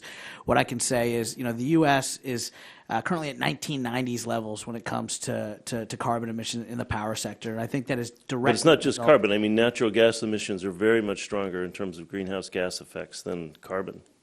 But, sir, I think we are seeing market forces and the So deployment. the question is, clean are you energy. putting high standards in for these pipelines? I believe we have the highest environmental standards, and will continue to enforce them.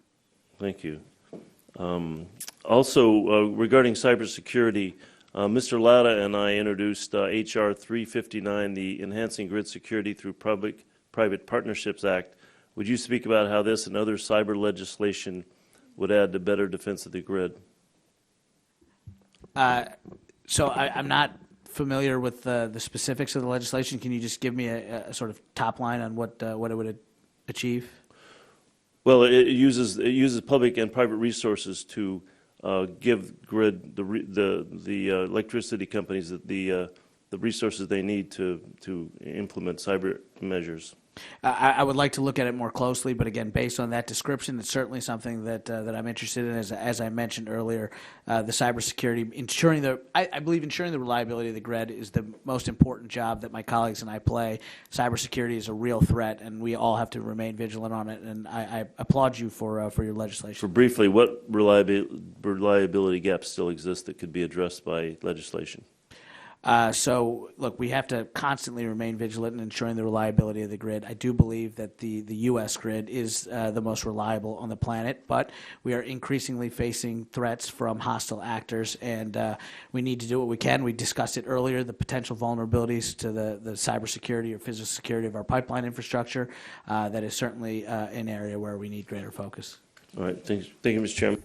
The chair now recognizes the ranking member of the full committee, Mr. Walden, for 5 minutes. Thank you, Mr. Chairman. Again, to all of you, thanks for your service to the country, and thanks for being here today to help us do our proper oversight.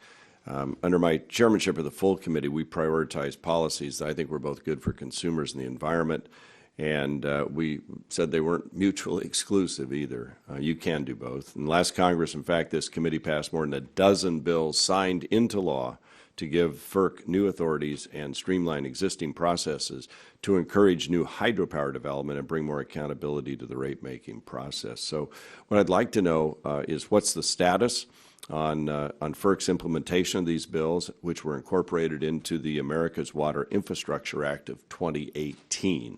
And so I might go to Chairman Chatterjee, if you can you give me an update on what you're finding, what you're implementing, what's working, what's not, what do we need to improve upon?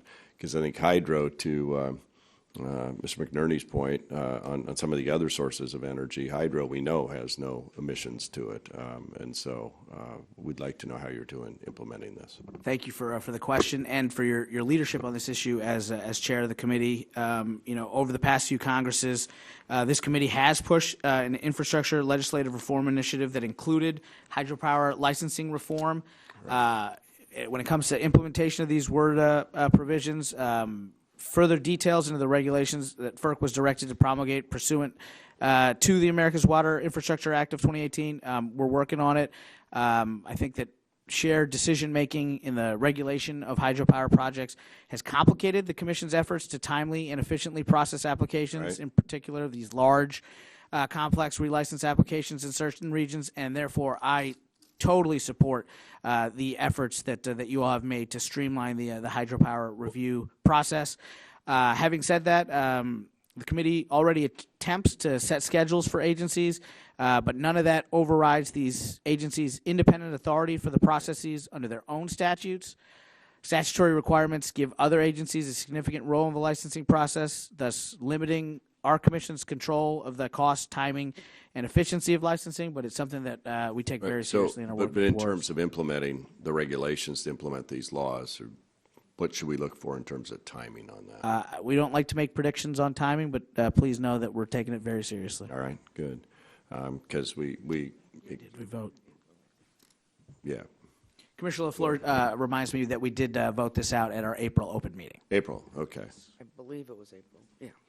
Yeah, I know you are all juggling a lot like we are, so we appreciate that. Good. We made it by days in the statutory deadline to get the regs out. The staff did a great job. Well, now I'm going to give you a gold star. I think you're the only agency that's met things. Anyway, So I mentioned in my opening about constriction points and bottlenecks. I know the Northeast suffers from it, and I'm just curious. We did 11 hearings on electricity issues and grid modernization, pricing, electricity markets, because we're concerned on the electricity side, especially about this. But we know it's more than that.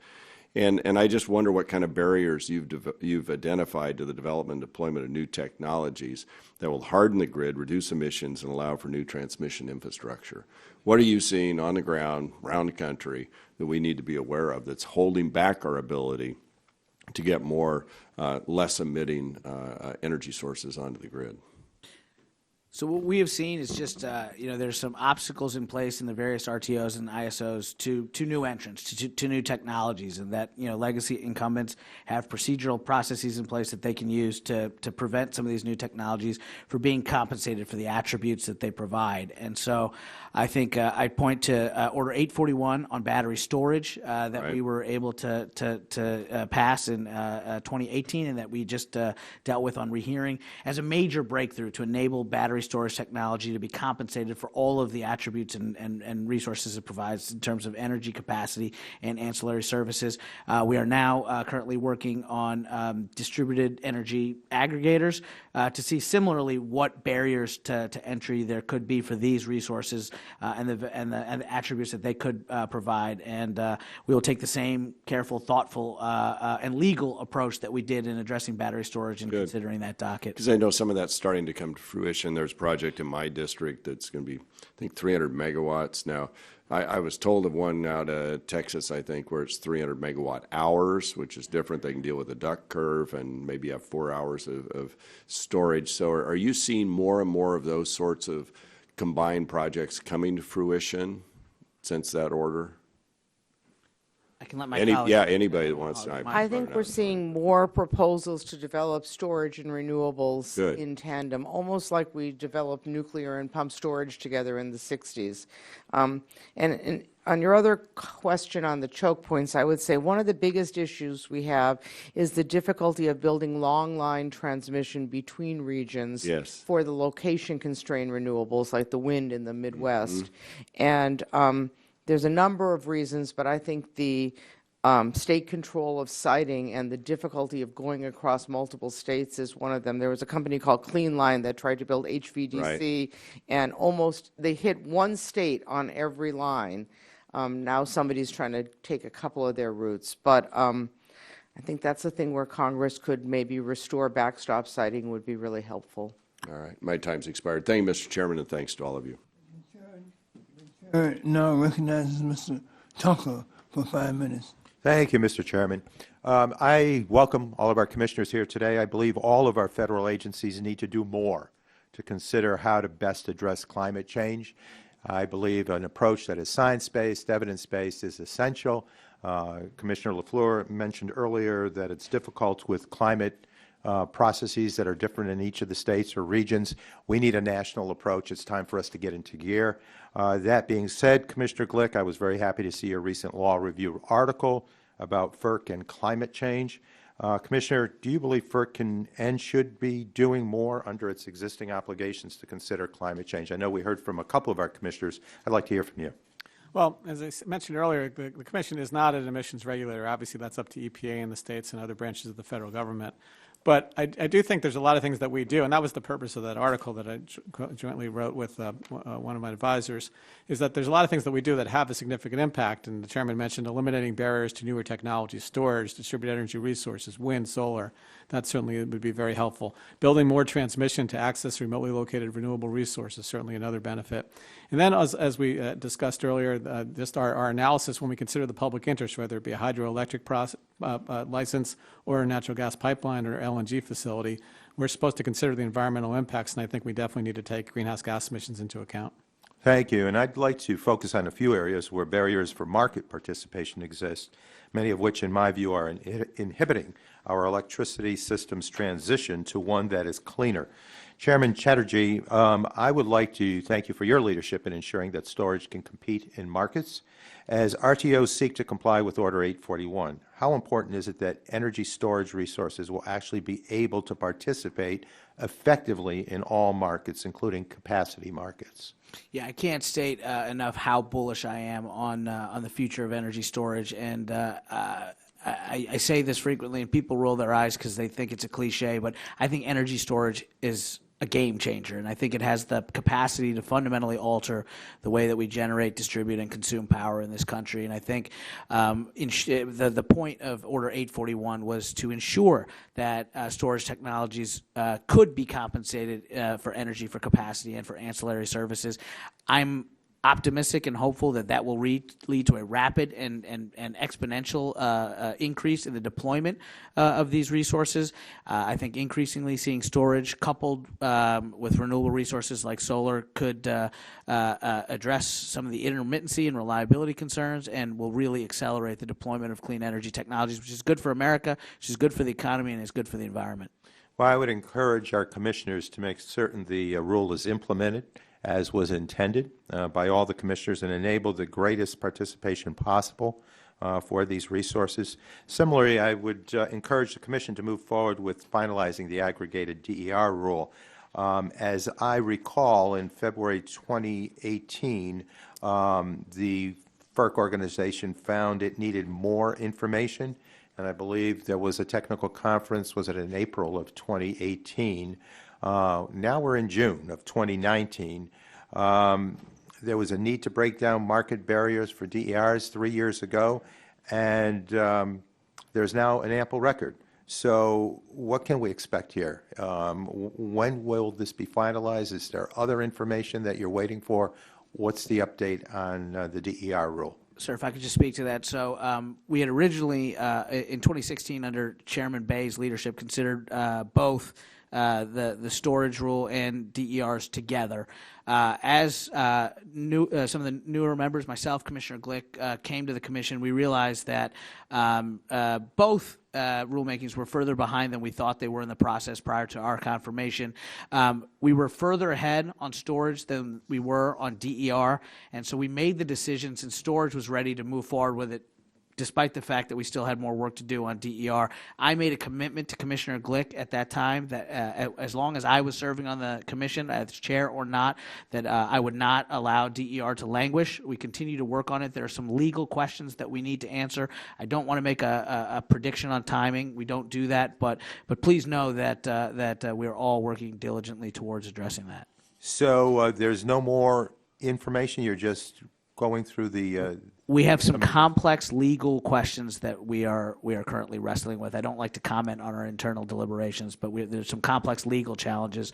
I do believe we have a sufficient record. It's just we may need some additional things to address some legal questions. Okay, I would just hope that we could complete that as soon as possible, because Yes, it's sir. so important to the future of the industry.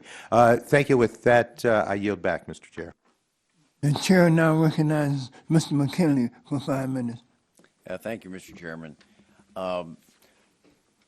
Earlier this year, Secretary Moniz, former Secretary Moniz, came out with a statement that he was saying that there's we just don't have enough battery backup. That in the long term, he says there's nowhere near enough to back up the power on the high voltage grids in the long term. Now, if building off that, the supply chain for battery development is becoming more and more dependent on foreign sources. And 60 Minutes just came out with this report on Sunday talking about, for example, rare earths and our dependency on something where China's dominated 80% of the rare earths.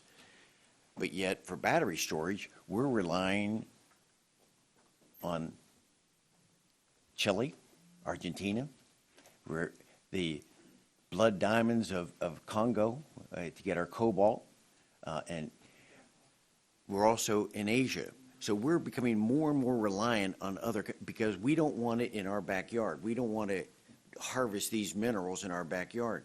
How is that going to interact our ability to sustain or to develop this battery storage capability if we're depending on other nations. So, Secretary Chatterjee, could you tell us a little bit about that, please?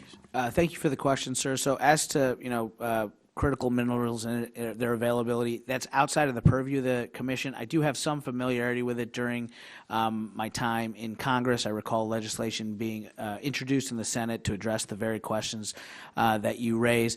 I will say from our standpoint as an economic regulator, I can't speak to the supply chain and what component parts go into battery technology. Our role doesn't fit there, but what we do is enable in our oversight of the markets to enable these technologies to be deployed in markets, and so the market demand is going to be there because of some of the facilitations that we've done through our rulemakings, but I leave it to others to speak to the dynamics of the component parts. I hope we can get back and have more of a conversation about this, because I think it's going to be something we're going to have to address, and I'd like to understand what Congress can do to help expedite that. But let's continue on that, because I have a high regard for former Secretary Moniz when he was with DOE and now in his role speaking out. He's continuing to say, he said it first in 2013, and he said it again earlier this year, that we need to be spending more time and focus on carbon capture and nuclear energy. Now, he said that in 13. And so from 13 to 19, during that 6-year period of time, coal utilization went from 40% down to 23%. And in that same time, nuclear power they're going to be over 10% of their capacity is going to be lost. So my question in part, given that we were just talking about battery storage, if we don't have the capability of being able to have battery storage now, what's going to happen? What is the challenge to the grid for dependability, reliability, and resilience if we're losing more coal production and we're losing more nuclear and we don't have battery storage? What's the impact? Sure. So thank you for the question. And again, you and I have had numerous conversations of this, and you're very passionate about it. I, like you, come from coal country, and I've seen firsthand the devastation that occurs in communities when the plants and the mines that feed them shut down. I similarly, because of my concern about carbon mitigation, am worried about the retirement of nuclear generation. What we are doing at the Commission is closely examining whether, in fact, some of the concerns that you raise could come to fruition, whether the premature retirement of some of these units, could they lead potentially to, depending on the deployment of other technologies and other resources, to an impact on the reliability and the resilience of the grid. Thus far, as I mentioned earlier, when Secretary Perry submitted his NOPR, our record did not support taking action in that area. We currently have a far more robust record in front of us as we examine the question of resilience. We're going to be very, very careful about it to look to see what the energy transition and its impacts are going to have. But it's any action we may or may not take has to be based on the record, has to be based on the evidence, and we will very, very thoughtfully and carefully examine that record. In the closing seconds, I just like, maybe it's the elephant in the room. We don't have a fifth commissioner. Would having a fifth commissioner, would that expedite some of the rules that have been sitting there for, we heard earlier, some of the time that they haven't, no action has been taken. Would a fifth commissioner move things along? I think the Commission is always strongest when it has a full complement of 5 commissioners. That said, and I want to see 5 full commissioners here, but I point to the bipartisan agreement that my colleagues and I reached on LNG, as well as on battery storage, that were 3-1 votes that had different combinations of us, and I think that's a great example of how we're continuing to get our work done despite the fact that we're in a 2-2 environment. Thank you. I yield back. Thank you. Chair, now recognize Mr. Welch. Thank you, Mr. Chairman. I'll start with a man bites dog story. Largest utility in Vermont has a lot of dams, and they're going through relicensing, and they tell me that working with FERC is tremendous. So I don't know how that happened, but maybe you ought to get the word out to some of your other agencies. Second, I want to thank Commissioner LaFleur for coming to Vermont. We appreciated having you, and someday your colleagues may show similar good judgment. Third, I want to talk about battery storage technology. Last week, I visited a company in South Burlington, Vermont, called Dynapower, and it's by most standards, a small company, a couple of hundred people, big by Vermont. But it's doing cutting-edge work on battery storage, and we've talked a bit about the incredible benefit to reduce peak demand. And I want to thank you for your Order 841, which was a great step in integration of storage into the wholesale markets. But we do have some issues. In PJM, there's a proposed method to use a 10-hour duration test, as I understand it, to qualify energy storage for capacity market participation. This is what I learned from the Dynapower folks. But most commercial and industrial facilities, which could provide really good resources to the grid, do not require a 10-hour duration system, and the cost would be prohibitive. In MISO transmission service charges are being inappropriately applied to storage. It charges at the instruction of the grid operator. So there's similar examples, I guess, in NYSIO and the Southwest Power Pool. So on one hand, I thank you very much for your work on Order 841, but we really want to ensure that storage can undertake market operations that fully realize the value of their flexibility. So I'll start with you, Mr. Chairman. Can you comment on your view on how these efforts and how FERC intends to support full use of the storage resources, which, in addition to saving money and reducing carbon emissions, is just a tremendous growing part? Sure. As I've stated repeatedly, I'm very proud of the rule, and I think it's a tremendous achievement.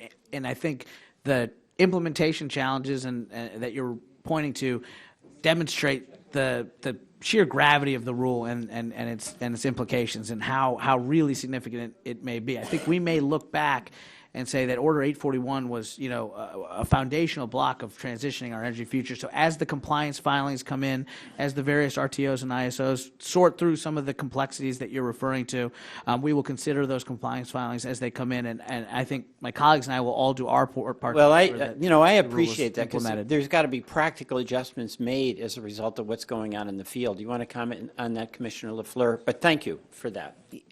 Yes, I can't comment on the specific PJM dispute that you mentioned, because I believe that's pending, but your questions and what you hear from the battery manufacturers show that the devil's really in the details. It's easy to say we want the market rules to be fair to storage, but figuring out where all the landmines are, where the rules have been written for other resources, requires the various storage providers to come in and tell us, and requires detailed work in each RTO. A few years ago, when we did Order 755 on frequency regulation, we had a company called Beacon Power in upstate New York come in and tell us they weren't getting paid right for the timing following the signal, and we had to get really picky-dicky in explaining how to change the rules, but we later did change the frequency regulation rules. That's great. I don't have much small example. I don't have much more time, but it's very reassuring to hear that, because you do the rule and then it's out in the field, and then there's got to be information back from the field, and when,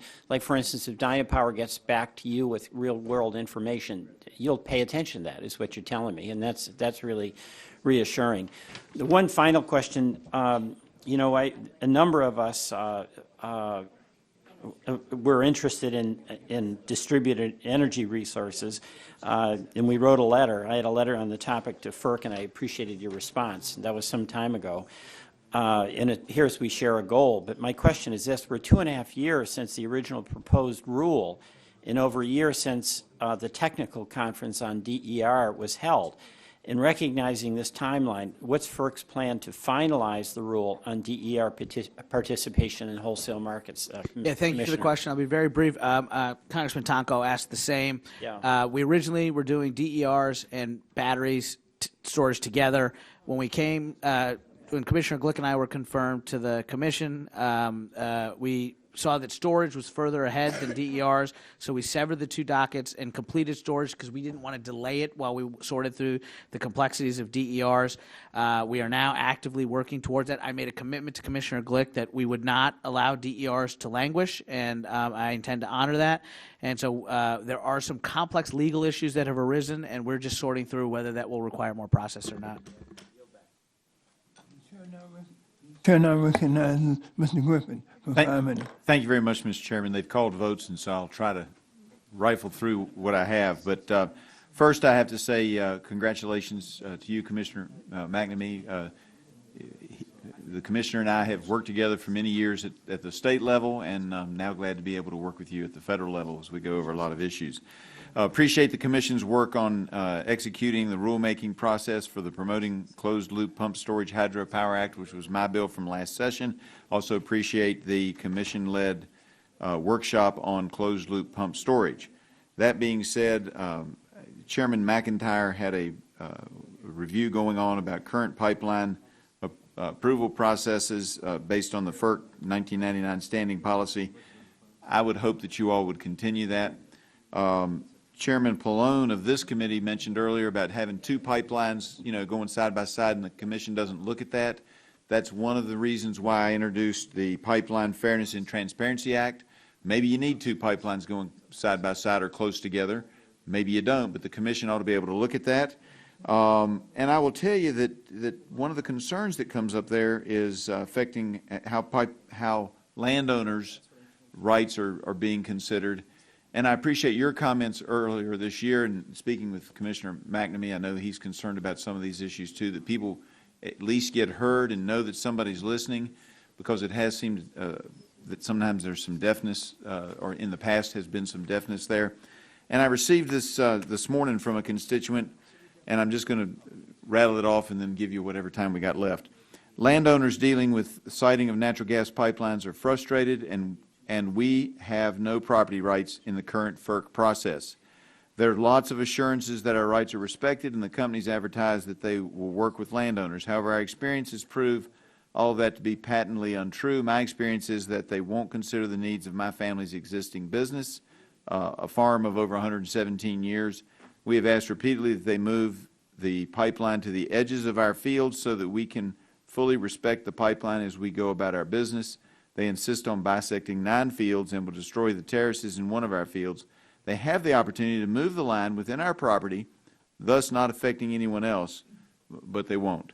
And the concern that, and she's getting hit twice, she lives in my district near the Mountain Valley Pipeline, and her property is a family farm that she hopes to retire to that's being dissected by the Atlantic Coast Pipeline. And so these are the concerns that people have out there. I know you can't fix everything, but she wants to know, and I do too, what are the FERC commissioners doing to understand landowners' rights, to make landowners believe that they see the documents that we file, that you all see, and to hear the statements that we make in hearings, and that those needs are being considered. And I know that you have some thoughts on that, Chairman, if you could very quickly. Yes, sir. So I mentioned earlier we're trying to make some improvements to our website and our process. We do have a landowner hotline so that the Commission can be made aware of these kinds of considerations. I think we need to do better. We can do better. I think energy infrastructure is critical. It's important, but we have to ensure that we are respectful of landowners and their considerations and their rights. I also think it's incumbent upon project sponsors to be more responsive.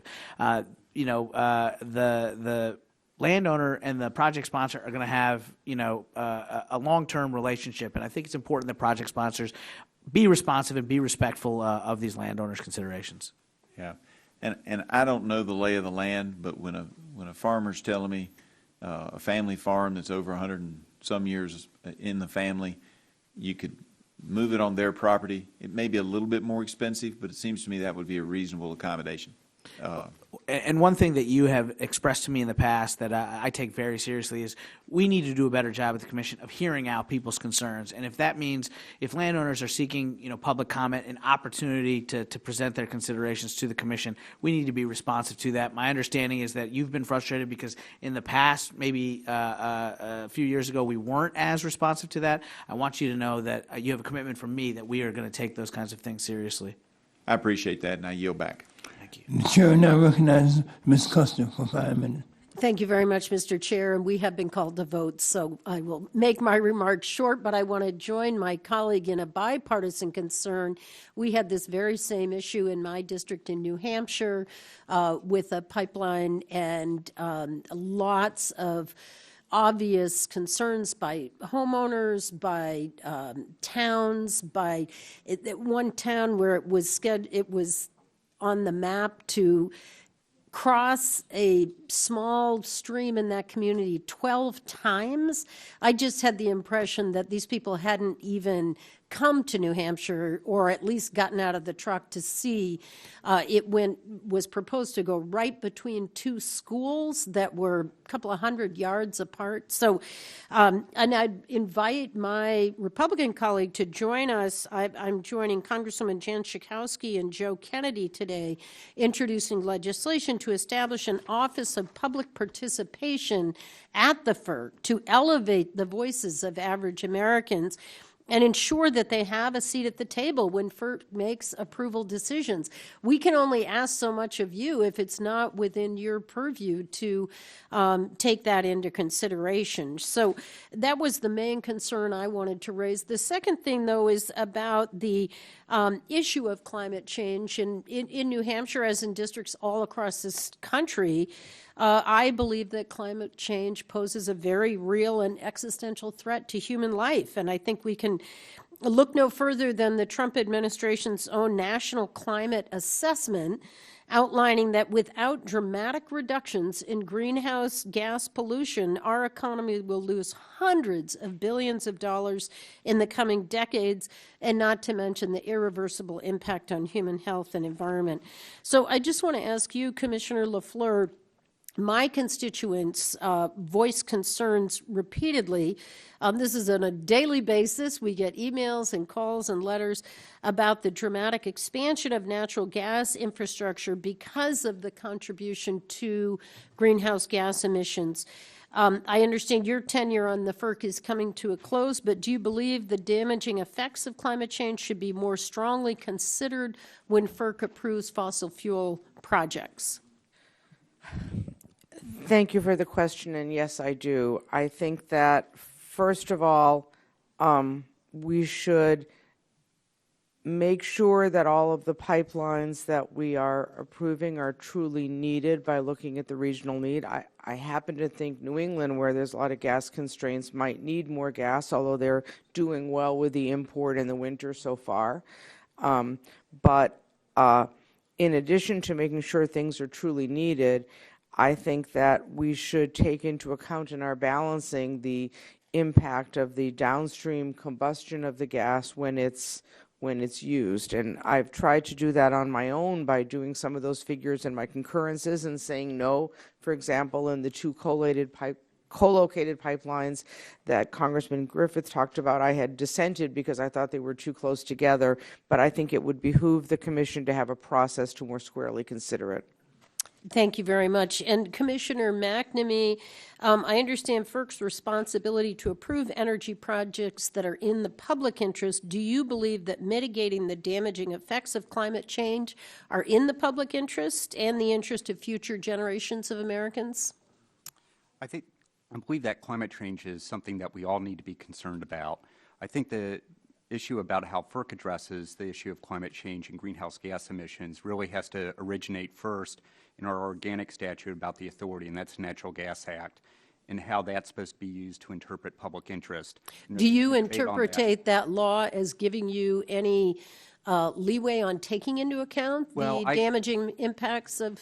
Well, I can tell you that what I do is I also look at our obligations under NEPA to take a hard look at all the environmental issues, including climate change, when I make a decision. I don't think it'd be appropriate, because it's a legal issue that comes before us about what does the statute specifically mean. But I can say that we do take a serious look. I personally take a serious look at the issues of greenhouse gas emissions, particularly pursuant to our NEPA responsibilities. Great. Thank you very much. I yield back. Chair, thanks, gentlelady. Most are occurring on the floor, and the subcommittee will stand in recess until immediately after the votes have concluded.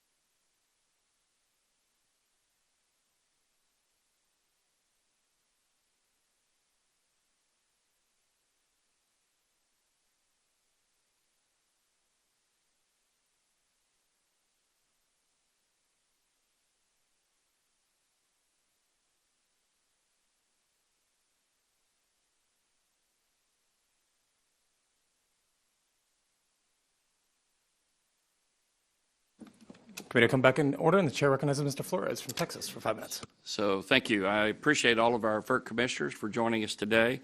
I have a question for Commissioner Glick. You have dissented against the approval of some recent energy infrastructure projects that are integral to our country's energy security, national security, and economic opportunity, including the Port Arthur LNG export project in my home state of Texas. These critical energy infrastructure projects create well-paying jobs at home. They help our allies in Europe diversify their energy security, and they reduce the impact of dirtier fuels that are replaced by clean LNG. In your dissents and in testimony today, you mentioned the need to explore possible mitigation measures with respect to greenhouse gas emissions, and I would like to know more about what you mean by this. And my first question is this: do you have a mitigation standard by which future energy projects could earn your approval? Well, thank you for the question, Mr. Flores. It's actually a very important issue, and you know, if you go back and look at all of our approvals on Port Arthur is a good example. That we found other environmental concerns, for instance, wetlands, loss of wetlands associated with the project, or migratory birds, for instance, in some cases. Do you have a mitigation standard?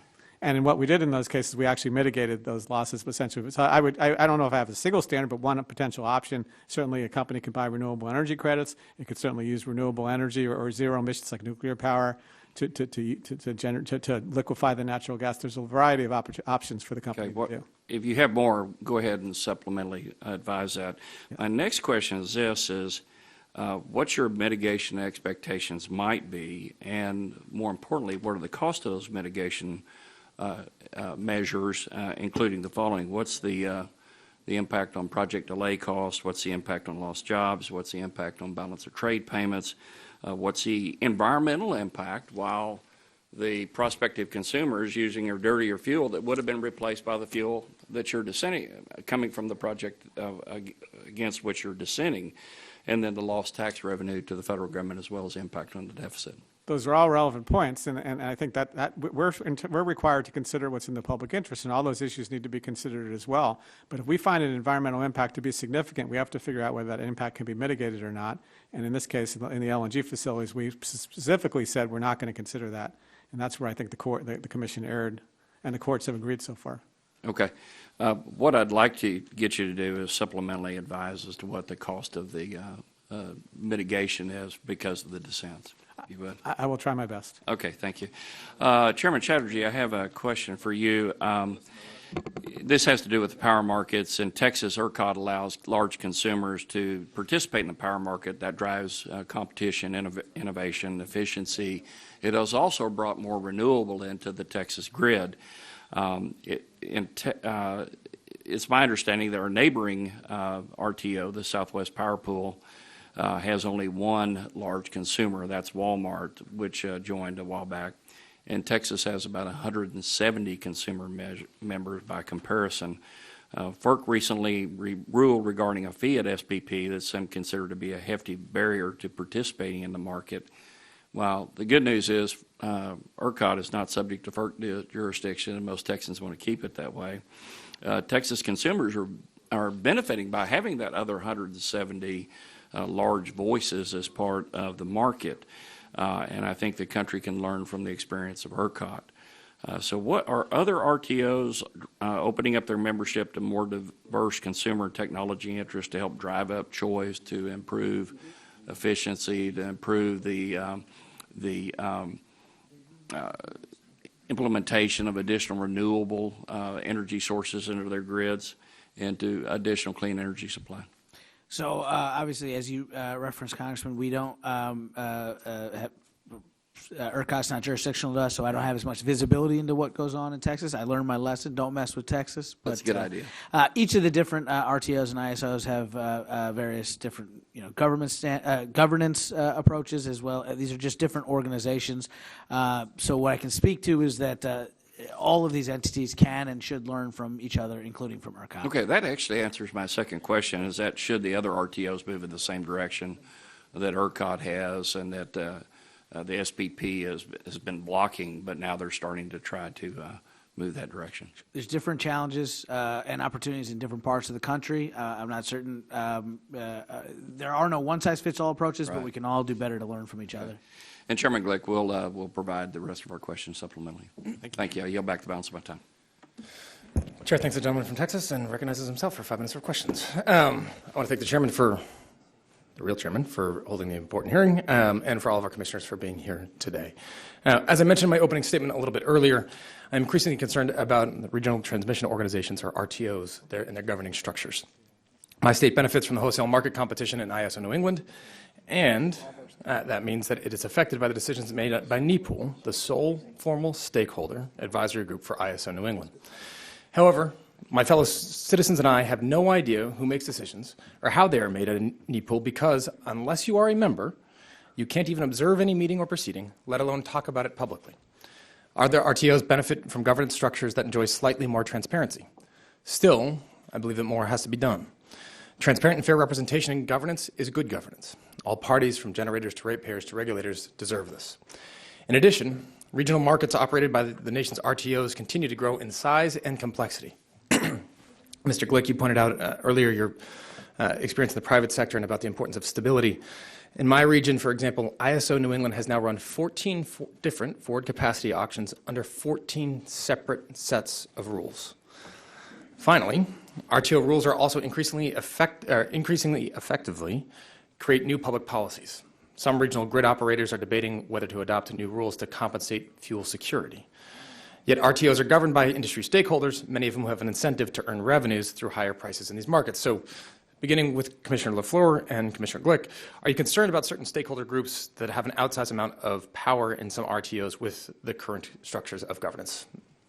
Ms. LaFleur.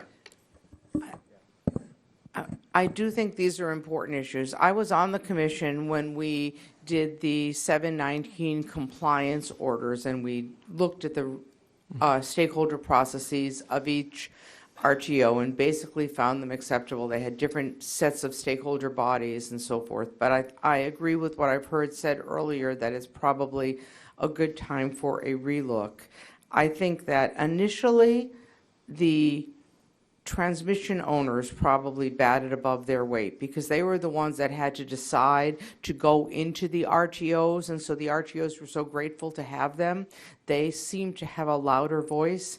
I would say recently we've been hearing more from the generation sector, because with all of the changes in resources, they're on the hot seat, and no group should have more power than their role in the stakeholders. So I think we have to be vigilant toward it, and it's probably worth a relook. Should the public have more access, even just as a passive observer? Well, you know, we have a case pending rehearing on press access to NEPOOL, which the commission ruled that we didn't have jurisdiction over under the from the CAISO case. But I think most members of the public can afford to take the time off from work to go to all of the stakeholder meetings of their RTO. So bodies that represent them, be they consumer groups, to the Madam Chair, excuse me, Commissioner, that's all, the press is that's also the. I can't comment on that because that's still pending. Understood. But I think Mr. Glick, please. wrote separately, so I'll let him talk. Yeah, well, I certainly can't comment on the existing proceeding, which is on rehearing, but I will say what we did previously, which is Commissioner LaFleur is exactly correct. We actually said we didn't have jurisdiction. That's because the courts have told us that we only have jurisdiction over practices affecting jurisdictional rates. Having said that, I wrote separately because I agree with you, Congressman Kennedy, that transparency is a very important element of appropriate RTO functioning. And to the extent that we're keeping the press out, or we're keeping people out from knowing what's actually happening behind the closed doors, we're not actually having the type of transparency, and we're not engaging in the independence that RTOs and ISOs are supposed to represent. Thank you. Now, only a minute left here, so a little bit quickly. But Chairman Chatterjee, has the Commission considered reforms to RTO governance to ensure that the public interest is better represented in these organizations? Absolutely.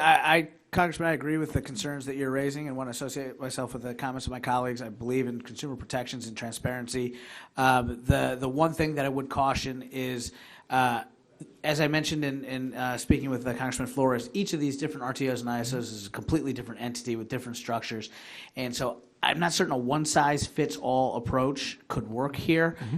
What we currently do to address these matters is, as again, we can't speak to it because it's over here in NEPL, but when these matters come up, we take them up on a case-by-case basis. And I think we all have to be vigilant in ensuring that that this transparency and consumer protection are in place.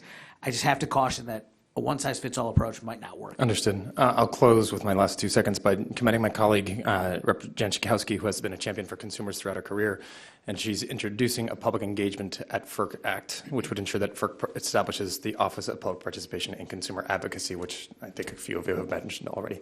I'm over time. I will recognize the gentleman from Michigan for 5 minutes. I thank the chairman. We hang around long enough, we move up, don't we? But thanks to the... Give me 35 years and we'll get there. Thank you. Thanks to the panel as well. You've hung around longer than any of us, I think, so I appreciate you being here. Chairman Chatterjee, no, you've been here long enough. I'm going to give you all a question.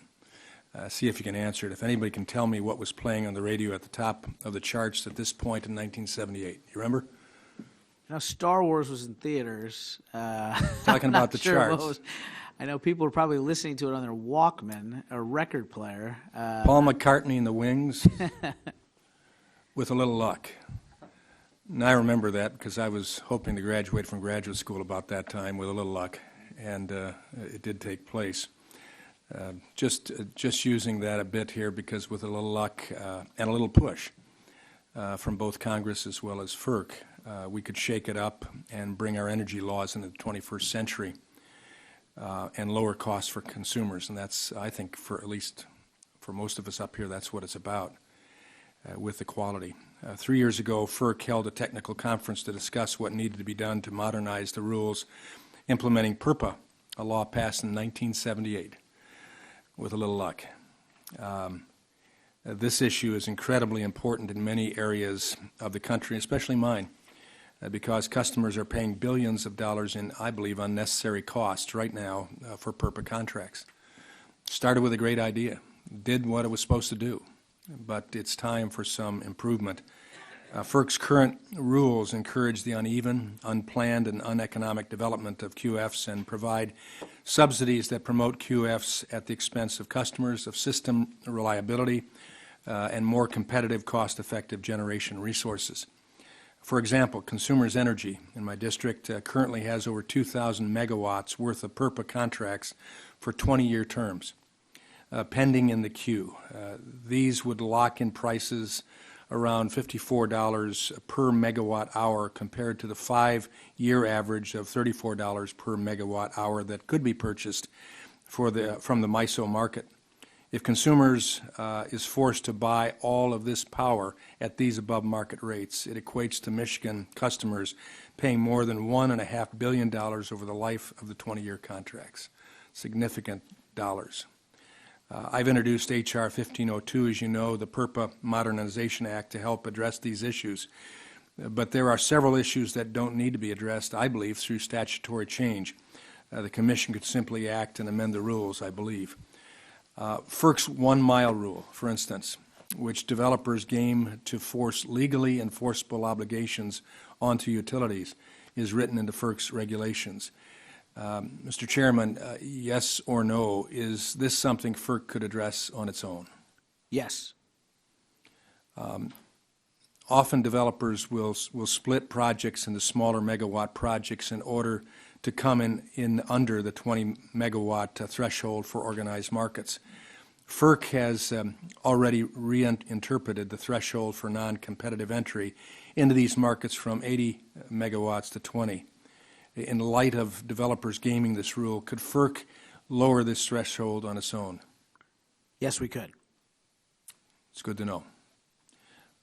Does it make sense to allow utilities to competitively bid renewables to set PURPA avoided costs? And is there any help or guidance FERC could give to states to help come up with more accurate avoided cost calculations to better follow the spirit of and the intent of PURPA?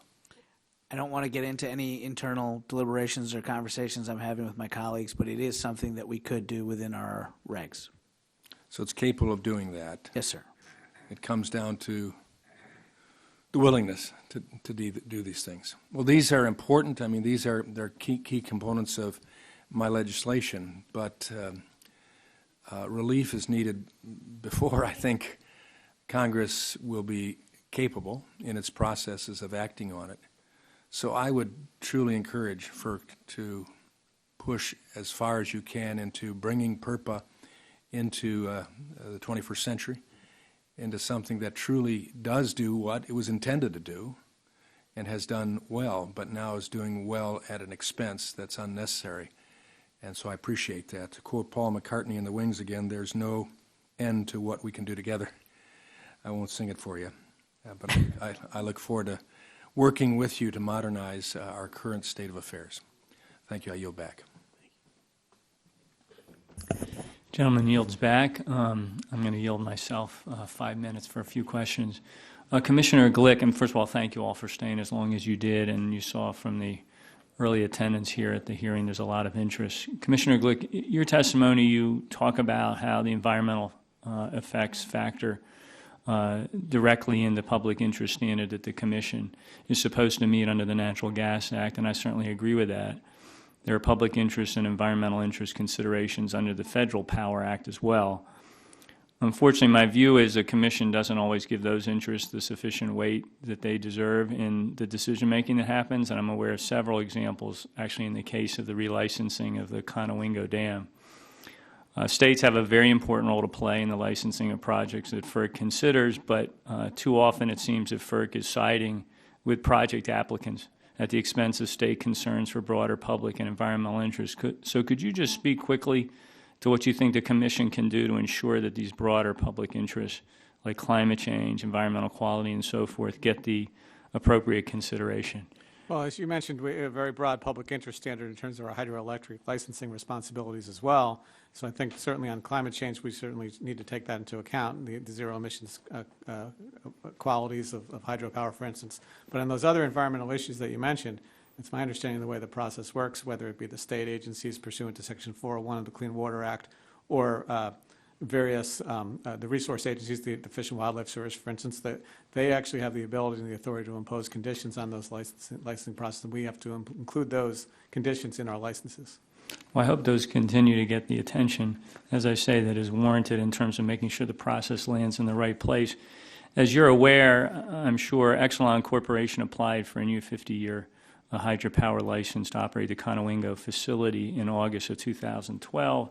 After extensive discussions between the state and Exelon and several iterations of applications to the Maryland Department of the Environment, the state of Maryland issued a water quality certificate to Exelon in April of last year.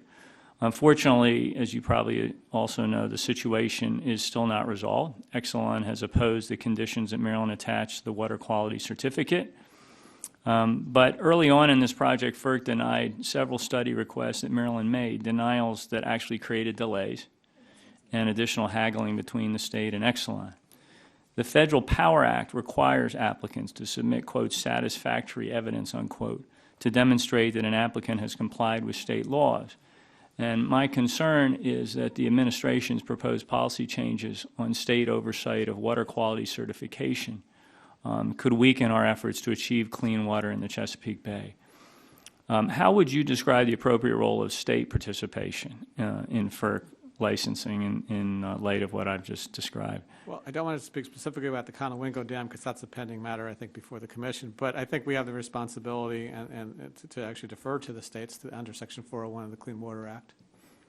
Well, thank you for that. I think overall the Commission could probably be doing more to cooperate with states, really view it as a collaborative effort and ensure that licensees provide sufficient information early in the licensing process to support state decisions that ensure projects are operated in compliance with state law. The Commission's mandate to give equal consideration, I repeat that, equal consideration to natural resources and environmental quality should translate into greater support for ensuring that older hydropower projects are held to modern environmental standards. And I know that can be tricky, but it's really critical that happen. And so let me just close by saying that the state of Maryland also has been working with neighboring states and the states within the Susquehanna River Basin to improve water quality conditions in the Chesapeake Bay. We really take that as our signature charge, in a sense, on the environmental front, because we are where the watershed meets the bay. And we take that very seriously. All of the states continue to work on programs to reduce sediment and nutrient inputs into the watershed. The Conowingo facility has to be part of that solution as well. And this relicensing provides that once-in-a-generation opportunity to get it right, to address the sediment issues associated with the dam and the facility's operation. So we have to address that issue, and if we don't address it, we're going to be putting the health of the entire Chesapeake Bay in jeopardy. It's impossible to overstate how critical this project is to the Bay. So as a member of the Maryland delegation, as somebody who takes that charge extremely seriously, I ask you to give that real consideration. I yield back the balance of my time. Chair recognizes Mr. Veazey from Texas for 5 minutes. Thank you, Mr. Chair. I want to thank you and the witnesses for appearing before the subcommittee today to discuss the critical role FERC has in ensuring our energy markets are operating fairly. I would like to discuss the Department of Energy coal and nuclear bailout proposal that would have resulted in higher energy bills for consumers. And in late 2017, the Trump administration revised a plan to force consumers to buy power from coal and nuclear plants on the decline, claiming that the costly and legally dubious plan was necessary due to fuel threats faced by our power grid. While FERC unanimously opposed the plan, when asked yesterday at an event hosted by Edison Electric about providing incentives to failing plants, the Secretary suggested asking the question of FERC instead. And so given the nature of today's hearing and the witnesses we have before us today, I would like to follow Secretary Perry's suggestion and ask you to respond to these questions. Is providing incentives to failing coal and nuclear plants a priority for FERC at this time? Thank you for the question, Congressman. As you mentioned, in the fall of 2017, Secretary Perry submitted a notice of proposed rulemaking asking that certain plants be baseload plants be compensated for having the attribute of having on-site fuel. At FERC, we are a record-based, evidence-based agency, and we examined the record and we determined that the record did not support taking the action that Secretary Perry had suggested. In the process of voting down the notice of proposed rulemaking from DOE, we opened a new docket to do a thorough examination of grid resilience. And now, about 18 months later, we have a far more robust understanding and record of what the potential challenges that may arise from the premature retirements of these baseload plants. My colleagues and I need to sort through what, if any, actions need to be taken. I think from my vantage point, the next step ought to be engagement with the RTOs and the ISOs and the states to see what they are seeing in terms of fuel security and what's working, what potential risks are on the horizon.